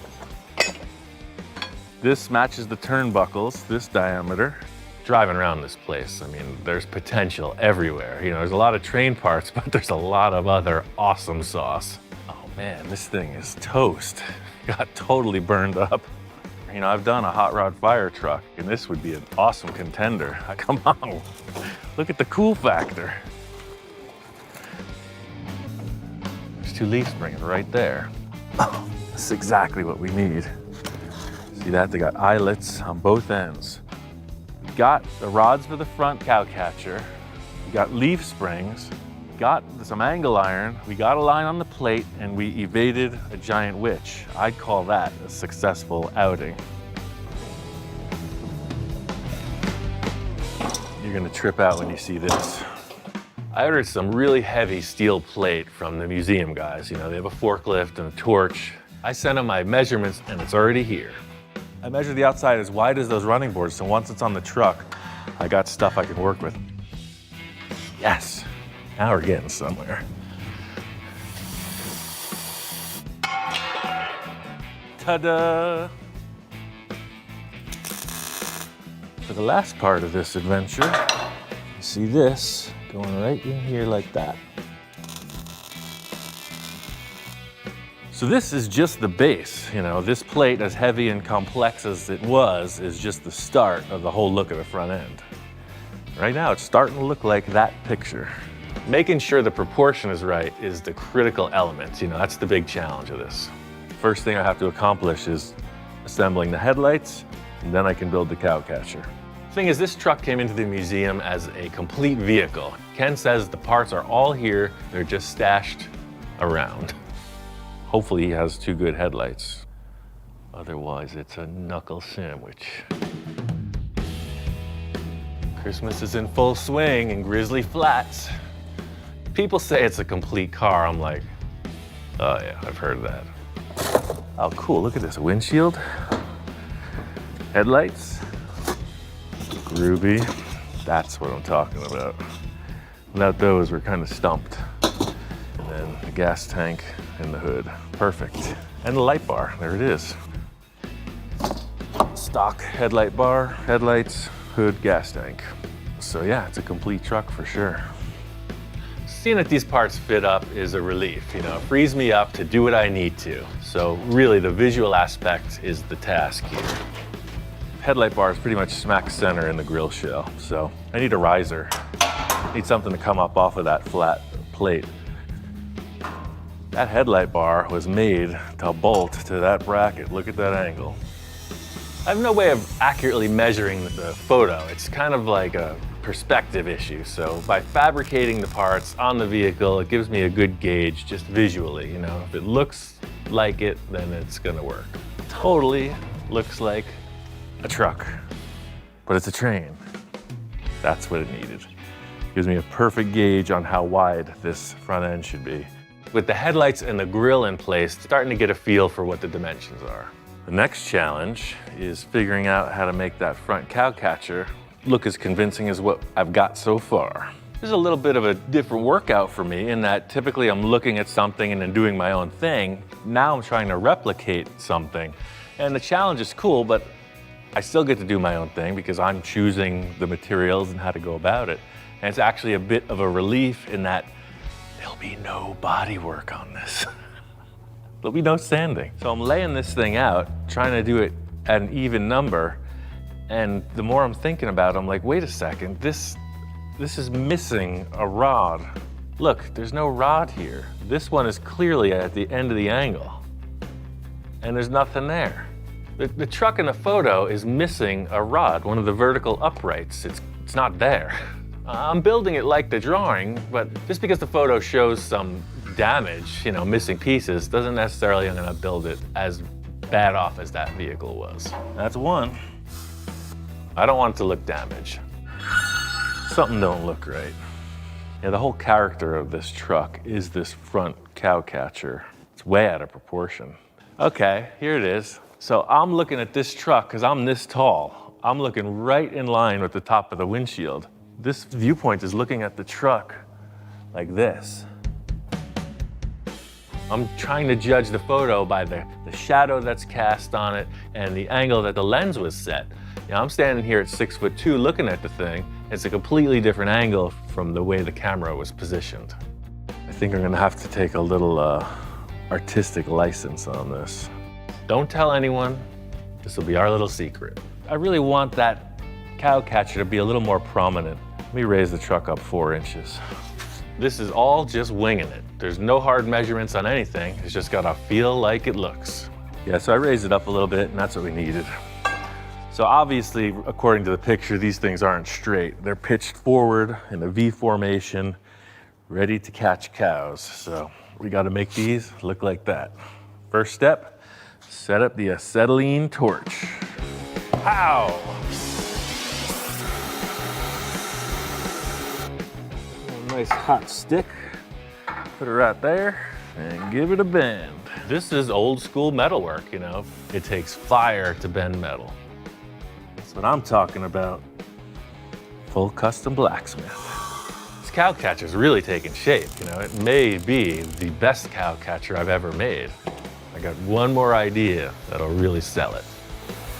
They were saying that they're fine with this crashed model, but I just can't bring myself to do that. I'll make it a little bit nicer, and then if they want, we'll smash it. But I gotta get this lower portion on to really sell the concept. The last element of the cow catcher is this lower beam you see in the photo. The front end modification is the primary visual thing, that takes you into that train truck experience. There's no roadmap. It's just look at it. It's like it's kind of kicked up. It's definitely been in a collision. It's definitely been used. And you're really just using all of your senses. As much as it is fabrication, it's total art. Who put these frickin' train tracks in the shop? They're in the way of everything. Okay, same thing on this side, just a mirror image. So the last step, I may do more like this, but that photo showing these rods coming through, actually being bolted together, and I don't have that luxury. So I came up with the oldest trick in the book. The old fake rod scenario. Sometimes tricks are exactly what you need to make things convincing. This hardware is all bunk, but I gotta make it look like it counts. Me coming from a sculptural background, I worked in an art foundry, so we were doing bronze castings of literal mechanical things. And typically there was hardware presented, but in a bronze casting, it's all one thing. So we would fake welding nuts, screw heads, rivets, etc. to these sculptures. This is basically the same idea. So instead of trying to source out some old hardware that works, which probably doesn't exist, I'm just gonna put these on, and hey, it looks like threaded rods. Check. This thing is looking cool, just like it would have been on the rail line back in the day. Now with this in place, I want to trim the fenders and just get the whole look of the front end cemented.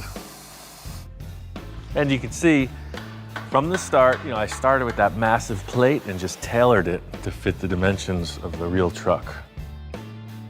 Really satisfying to get this part of it squared away. This is the aesthetic I was really going for. It looks like the photo. The next challenge is getting these train wheels under the rig.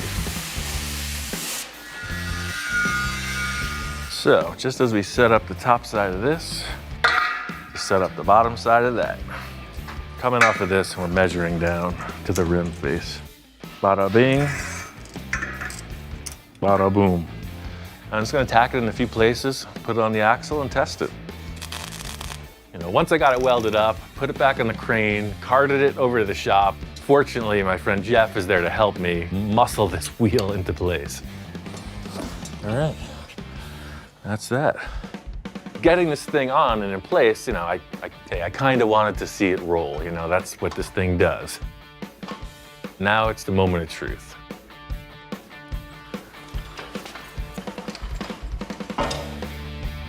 Like butter. This was a big part of the build. I've been sweating this from the onset. This was the uncharted territory, and here it is, a sigh of relief.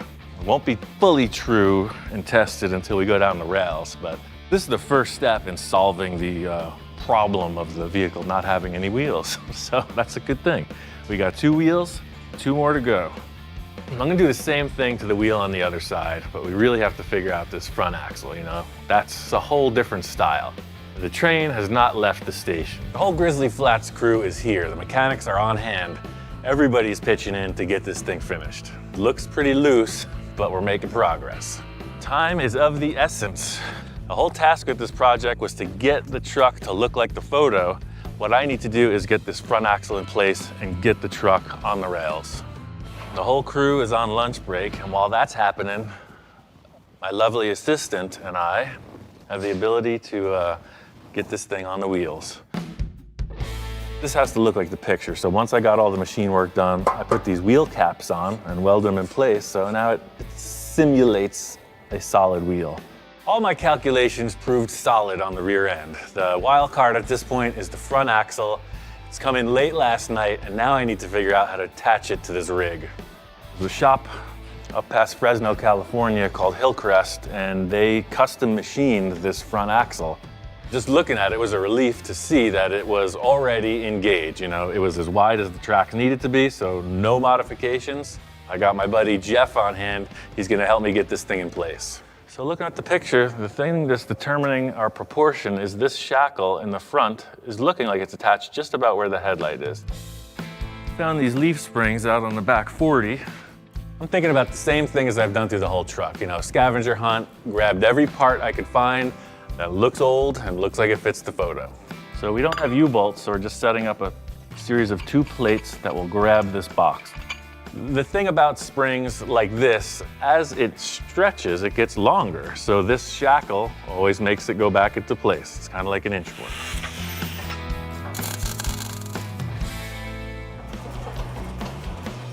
What's not to like about that? Oh, it's such a victory.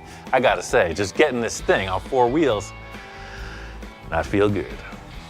Definitely works. It's a train truck. Let's get everybody in here and slam this thing together. There's still a ton to do. I'm looking forward to seeing this on the tracks. Just like everything in the shop, when it's outside, it's a whole different thing. Their mission of me following the photograph, I think I accomplished it. The use of all the old parts, the scavenger hunts, everything lends itself to this look. The way all the fabrication is, everything is torch cut, it's rusted, it looks like it could have come out of the mine. When you stand back and look at it, you really get the vibe, It's a gift. It's such a joy to have this here at Grizzly Flats. You really, really did a terrific job. For using absolutely, no new material besides the front truck, right? That's it. Everything is out of the yard. It worked out great. The last hours of this were just details. I found a bunch of scrap wood, made the bed look like the photo, a couple other things in the front suspension. I loved that dump bed so much, so I retained that exactly as it was, but it's all custom. It's all narrowed out, C-notched, and super strong. You hot rodded it. Exactly, Yeah, 100%. Oh man, that is so cool.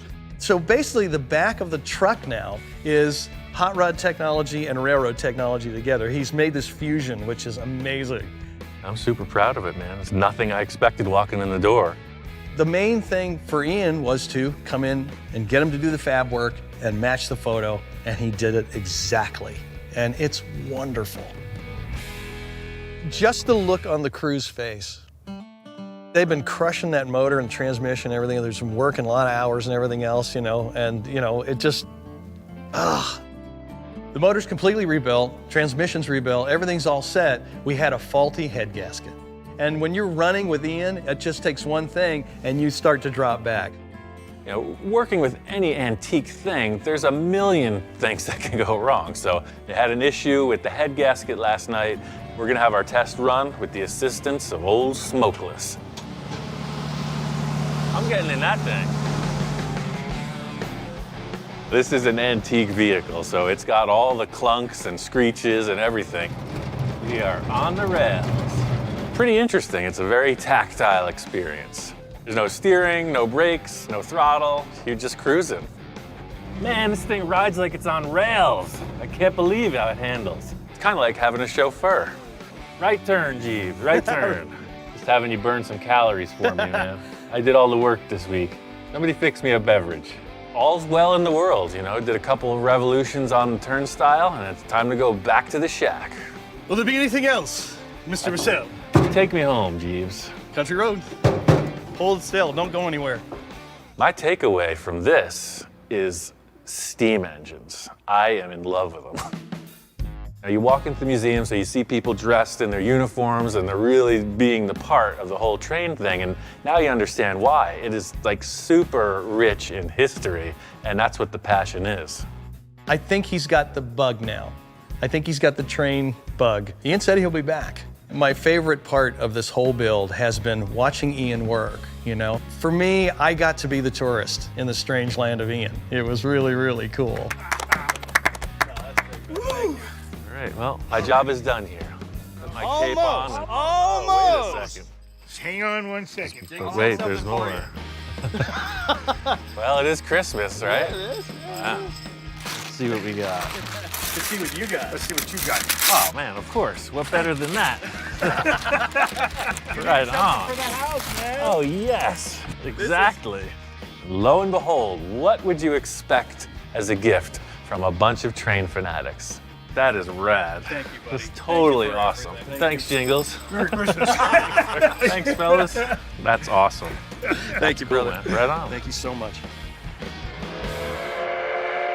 Chevrolet parking lot in the International Compound. Chevrolet. Wow.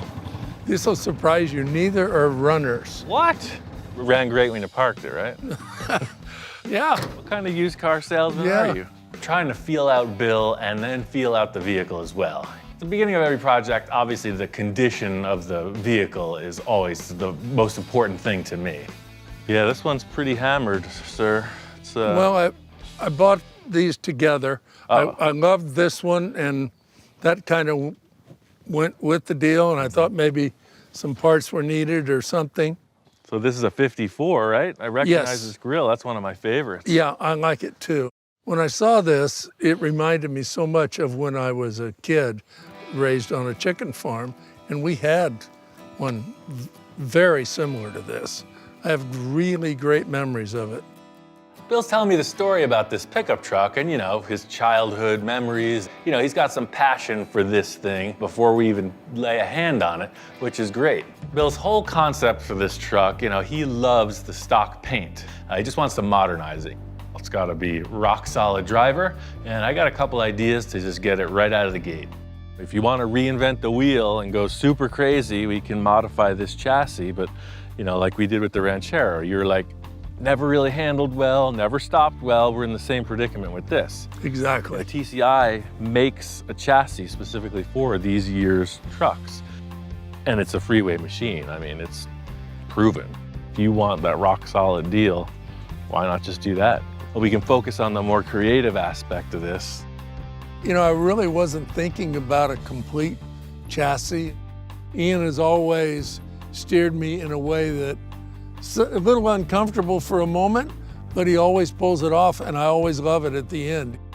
I didn't realize they made all of that, where you could just, boom, bolt that on. Yeah. Sounds good? Do it. Bill tells me, do whatever you want, and I sign on. So, okay, I got ideas. Let's start hashing this thing out.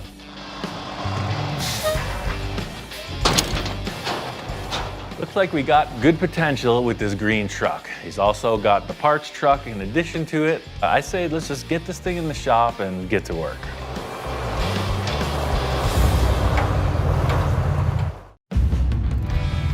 Once it was decided that we're gonna upgrade the entire chassis on Bill's old truck, I went straight to TCI. They've got the hot ticket. Hey man, how's it going? Good, Ian. Nice to finally meet you, man. Good to be here. Welcome to our home. You got quite a setup. I can't wait to see what you got going on. Let's take a look around. Cool. TCI is a parts fabrication company. In addition to suspension components, they make chassis, all kinds of subframe kits, complete frames, rolling chassis, you name it. What's going on here, man? The engine's in the wrong place. Trying to put as much weight on the back axle as possible. It's going to be twin turbo, so the nickname for the truck is C-Twin. It's going to be a little bit on the extreme side. Roughly about 1,000 horsepower this will make. Nice. I kind of took charge of this build a couple years ago, and I don't think they ever assumed that it would go this far. I love the brackets that hold the turbos. Everything is just nice. I mean, we've all watched the show. We've seen some of the crazy contraptions that Ian's come up with. You think up an idea like you, and you run with it. That whole firewall I made, the more I watch this show, the more confident I get. So I'm not a sheet metal guy. You are now. It looks good to me. Looking inside the truck, it's like, hey, that's something I would do. With Jason's setback engine design, you're completely cutting out the floor of the vehicle, so it was a really simple solution to take this Astrovan engine cover to make a airtight seal. I'm not sure really where his mind was at during this process, but I'd say he full custom nailed it. This looks familiar. Yeah, so this is a little Model A, yeah. Full functioning shop, man. You ain't kidding. Well, here's your chassis. Oh, wow. Ready to go home with you. That looks a little more developed. We had the chassis assembled and ready to go before Ian got here. A little bit of a surprise. Adjustable coilover, four-wheel disc brakes. Yeah, ride tech coilovers front and rear. Oh yeah, look at that sway bar in the back and in the front. Throw some wheels on this thing, load it in the trailer. Now this is what I'm talking about. You saw what we were working with on that pickup truck. This looks like a race car. You see pictures in a magazine or a catalog, it doesn't do justice. Like seeing this thing from a plate of steel to this, that's heavy duty. Thanks again, man. This is exactly what the client needs to see. I'm excited to just roll it home. I'm excited to see this truck finished. This chassis swap is the game changer. I got a bunch of ideas I want to bounce off Bill. Just got to get this chassis back to the shop and go to work.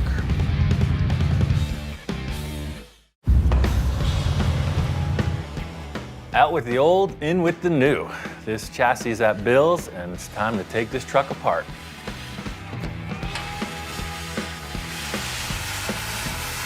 My plan on disassembling this is cut everything off that we're not using. The body's free, the bumpers are free, but you see it's all still together. It's stuck. So I'm gonna try to use the persuading tool. I have a lot of tools, but on the top of the list, caveman technology, it's kind of my ace. Bill wasn't really specific about what he wanted, except that he wanted to look old. So my whole plan here is to fool everybody into thinking it's this junky old truck. But underneath, it's like a tale of two cities. The good, the bad, and the ugly. This client, the last project I did with him was a hit. Did some weird stuff, used some shopping cart corrals. He loved it. I don't know if we're going that route with this truck, but we're gonna do something interesting. My whole challenge here is to retain some of the old stuff and fit in new stuff everywhere else I can. I got a couple other tricks to try to make it look like nothing else happened. Hey, Ian. Right on time. Good to see you. Nice to see you. Yeah, I got all this stuff separated. You know, the chassis here, I think we can take this apart and put it right on right now. I love it. I love it, love it. It's just fantastic. Well, Ian was very correct, as always. This chassis, I mean, it's perfect. I feel like if you can get your forklift in here, we'll be able to take this whole body off. We'll get the bed separate, but we'll leave the fenders and everything attached. Then I'll take out the back window and we'll be on our way.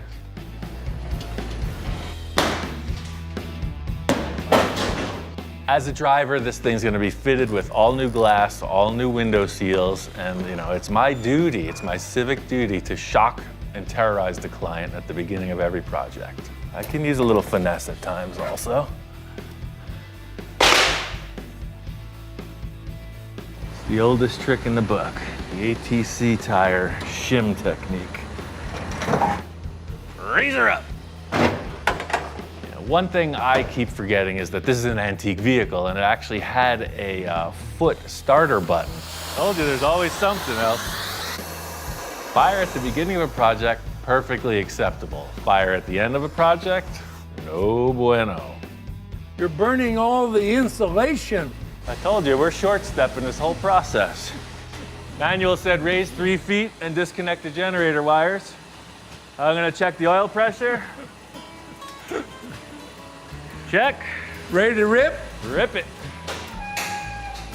What is that I hear clanking? It's like childbirth, man. There's gonna be some pain. Bill's got people. His helper, Martine, is gonna be working on this project with me, and he's coming to help me lift the bed off. Ian, this is my friend Martine. Howdy. And when I need a strong guy, Well, good. there he is. All right, let's take this off and stand it up. There you have it. Perfect. There's your comparison. Wheel to wheel. It's almost an identical match, but look, it's all boxed. You see how strong these cross members are? There's a clear difference between what you had and what you got. Putting these two chassis side by side, you can really tell the difference. You know, the old school leaf spring suspension, the straight axle in the front, you know, it's purely utility truck setup. And this new thing, it's all race car. Oh, right away you could see that this is gonna be the theme. We're mixing new and old. I can relate to that because I'm an old guy with a young guy's brain. I used to have hair. Groovy gravy. The stance is just what I was hoping. I know exactly what I want to do on the tires and wheels. I know exactly what I want to do on the top. I'm gonna chop that thing. Chopping it. Looks like Bill took my request for an extended lunch break pretty seriously. He's nowhere in sight. So while I'm in my domain, let's get this chop on. Challenge here is to keep it real subtle. Like when you look at his big roll-off truck, it's mellow, his Ranchero, et cetera, et cetera. They've all been radically changed, but when you look at it, you kind of don't really know what was changed. It's got this hot rod chassis underneath. It's not an old farm truck. I just want to give it a little more of an aggressive appearance. I'm not really sure how it's gonna pan out. You know, sometimes I'll just go into a project, cut it all apart, and then figure out how to put it back together. But my new mode is subtle and thoughtful. That's 2 middle names. So, I'm gonna take a little extra time thinking it through. Pickup truck looks like a baseball cap. And if you look at that and you look at the truck, that's it. So, you know, if you're wearing your hat like this, it gives one kind of a look, right? Some guys flip up the bill, et cetera, but I want it to be like kind of like down, you know? Kind of like all business. So, you know, you can wear your hat any way you like, or you can chop your truck any way you like. We'll see. Why am I wearing a Puerto Rico hat? The way I was brought into this is learn the rules, master the rules, and then break the rules. Throw them out the window. I just act like I don't know anything at the start of every day. I learn how to tie my shoes, I learn how to brush my teeth, and then I figure out how to chop a top. Chop top is not a set of rules, it's the simple lowering of the roof line. I figure you can go and draw any line you want through that thing, as long as it's a chop top. I'm subtle, 1.5 inches in the front and a whopping 1 inch in the rear. So look at that, see? A little 1/2 inch down, it's 1/2 inch lower in the front. Now it's not that flat top baseball hat. See how the drip rails in the windows are just going just a little bit. That's a good call, Ian. I'm glad you did that. Thanks, Bill. That height looks good to me. I'm stopping with those dimensions. But, you know, if it was easy, everybody'd be doing this. And we got a couple issues to contend with. And there's where your problem is. Every chop. If you keep the back in line, the front is not in line. And versa versa, right on down the line. You see, when you line up the front, here's where the issue is. You got this big step. Nobody likes looking at a mismatch like this. I think I got a remedy that will remedy the remedy, bring it all together. I got a problem, I got a couple ideas for a solution, and no time like the present to try out some new ideas. You see, when you line up the front, here's where the issue is. The typical formula is you cut through the center here and extend it that much. But I don't want to do that. I want to give this pillar an angle. Starting off the rear portion of the cab with the simple flat sheet, so I tack welded the entire perimeter of the rear window skin into place. So the glass is still flat, but the cab has just a much rounder feeling in the back. I didn't mess up the paint, I got away with something. But we're not out of the woods yet. Bill wanting to retain this old paint, I'm leaving it all in place. I'm just gonna go very gingerly around the painted areas and put in as little new metal as possible. This is the trickiest part of the whole thing, getting these little pie cuts in. As it cools, it wants to collapse. So every time I weld it, pop it back into shape. You gotta go slow, just keep giving it the massage. Got all these tacked up. It's gonna be a lot of welding, so while it's cooling down, then you get onto these door tops, and that'll seal the deal. So now you get a real good illustration of how much it's chopped and how the pillars have changed. Not radical, but definitely different. Looks like my new middle name of Subtle is really sticking. You know, this chop could lead off a whole new avenue. You know, I could just be shaving door handles for the rest of my career. So all that cutting that went on in the roof now has to transfer into the shape of these upper door frames. The challenge with this is that there is glass in there, so it's all gotta line up. So those pillars have to be perfectly parallel. You know, you can't do that with a piece of glass. Probably wondering how I'm gonna do that. Me too. Pie cut this pillar and the door and line them up. We got shop inspectors. That's what I get for not bringing the dogs. Now we got this guy. Some days we got cats. Now we got, what is this, a squirrel? I guess the shop is a little nuts at times, but this is taking it to a whole nother level. Hey, you with the fur. What's going on here? Can't get away from these animals, man. It was a brief visit, but a time has been well spent. A few final trims and we're in business. Now, the good thing about these open pie cuts is with that trim that goes there, I won't even have to cut that. I could just go blink, bend it, and it'll look so smooth. Same thing here, it'll hide all that work. So I'm only body working 1, 2, 3, 4 little slivers. Seeing this with the door tops in, that's what I'm talking about. I'm gonna weld this up, do the same to the other side, and just get a lot of the tedious welding done before Bill gets here. I can't wait to show this to Bill, and I've already got a few ideas for some custom stuff on the front.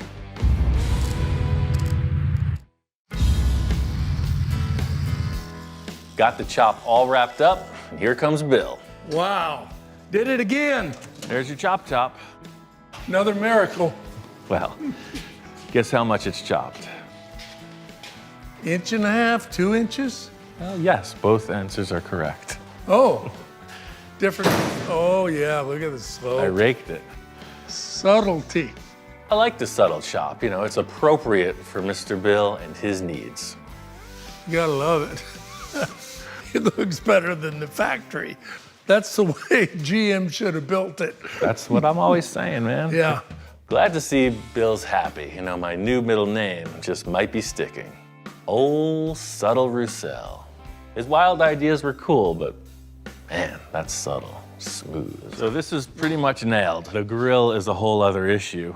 Unless you want a big smashed in nose, you know, I can repair it, but it's always gonna be different. While you've been chopping, I've been shopping.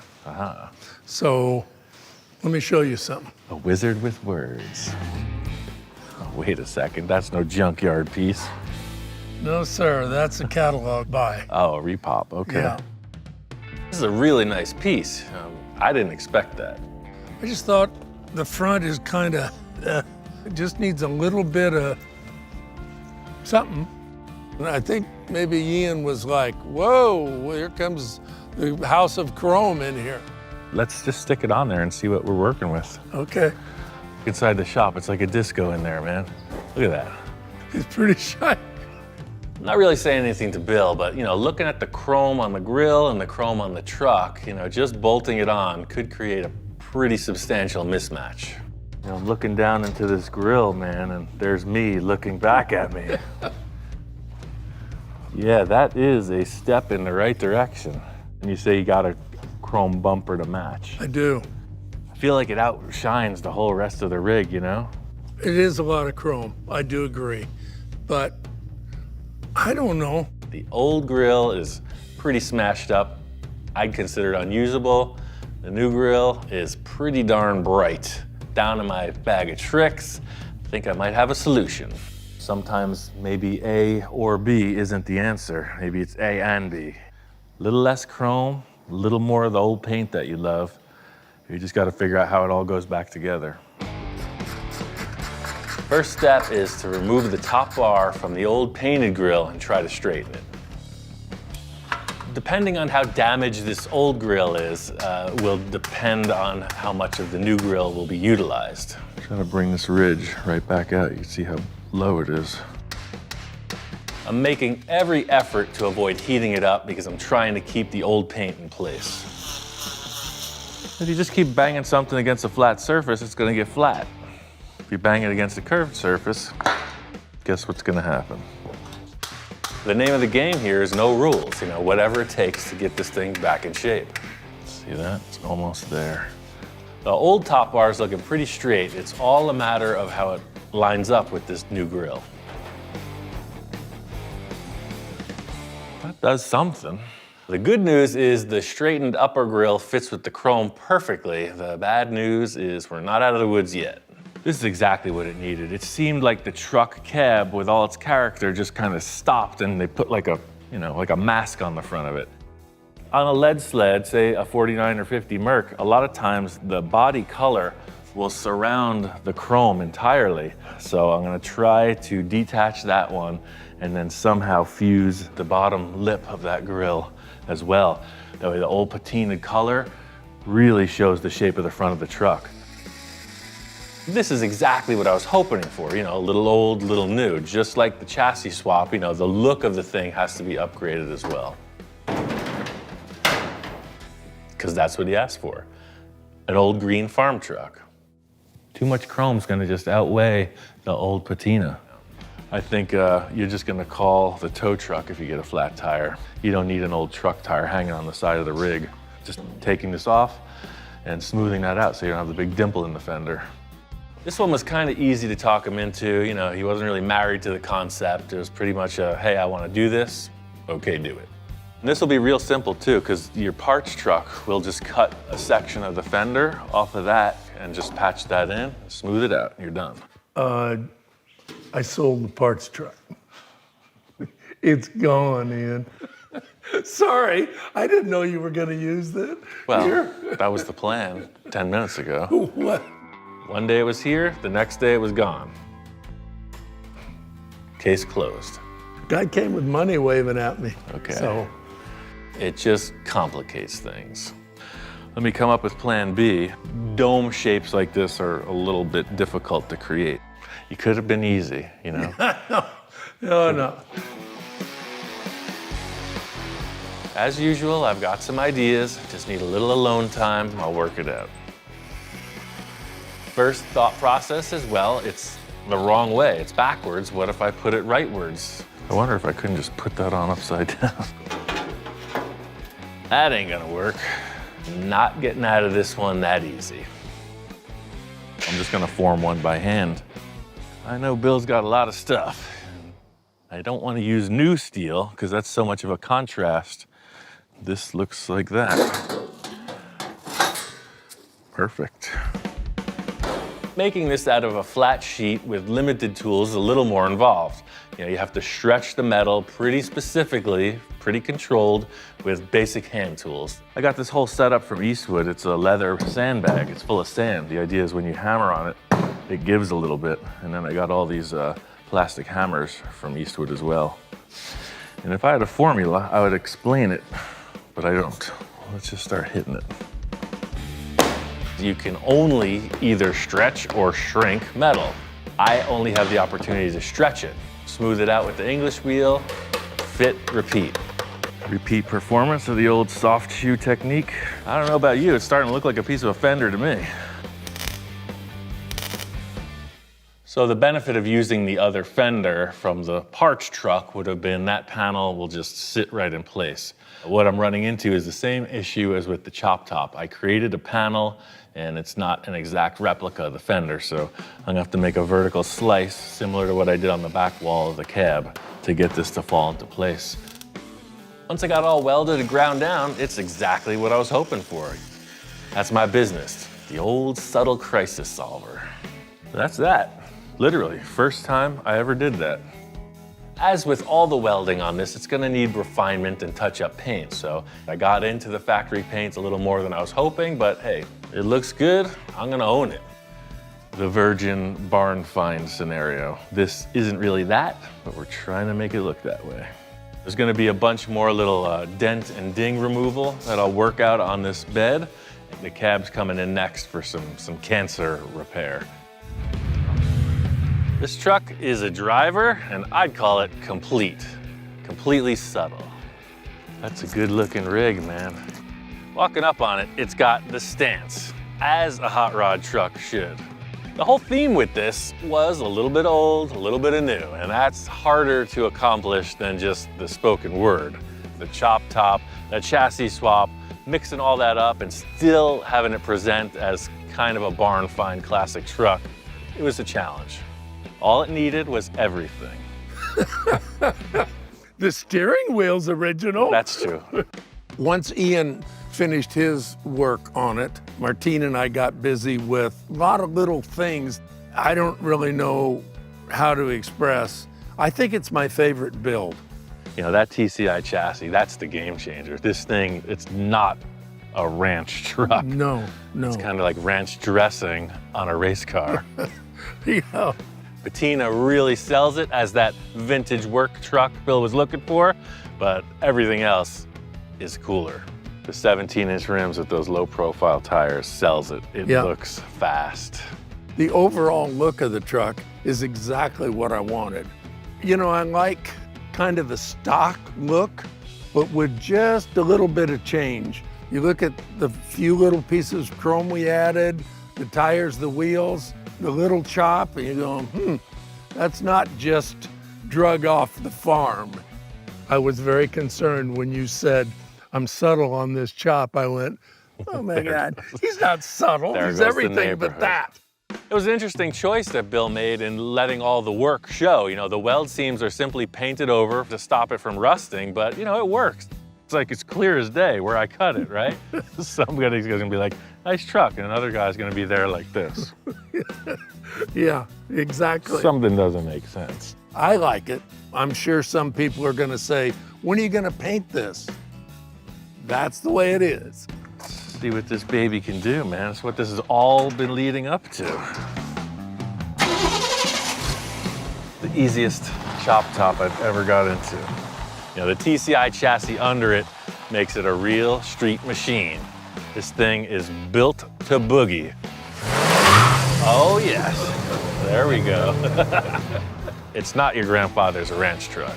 This is why your neighbors put up that slow down sign, now I know. It's impressive, isn't it? This is impressive. It's not even a pickup truck anymore. This thing is a road machine. Yeah. Bill was really surprised. You know, he is old school, right? So he's been in a lot of custom rides, And he's mostly really responding to how smooth and fresh and new it feels.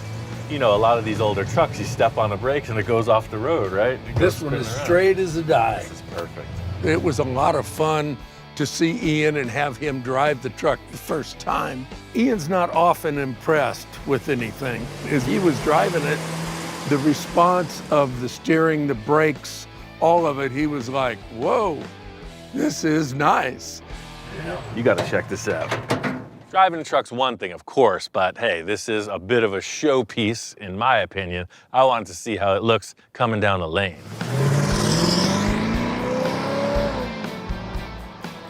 Just what the doctor ordered. You know, the way the front tires fit in the fenders, when it steers, you know, the bumper height to the ground, and Bill's idea to keep the green paint was perfect. It's got the stance, it's got the drivability. For a daily driver, this truck nails it. Hey, you want to race, Grandpa?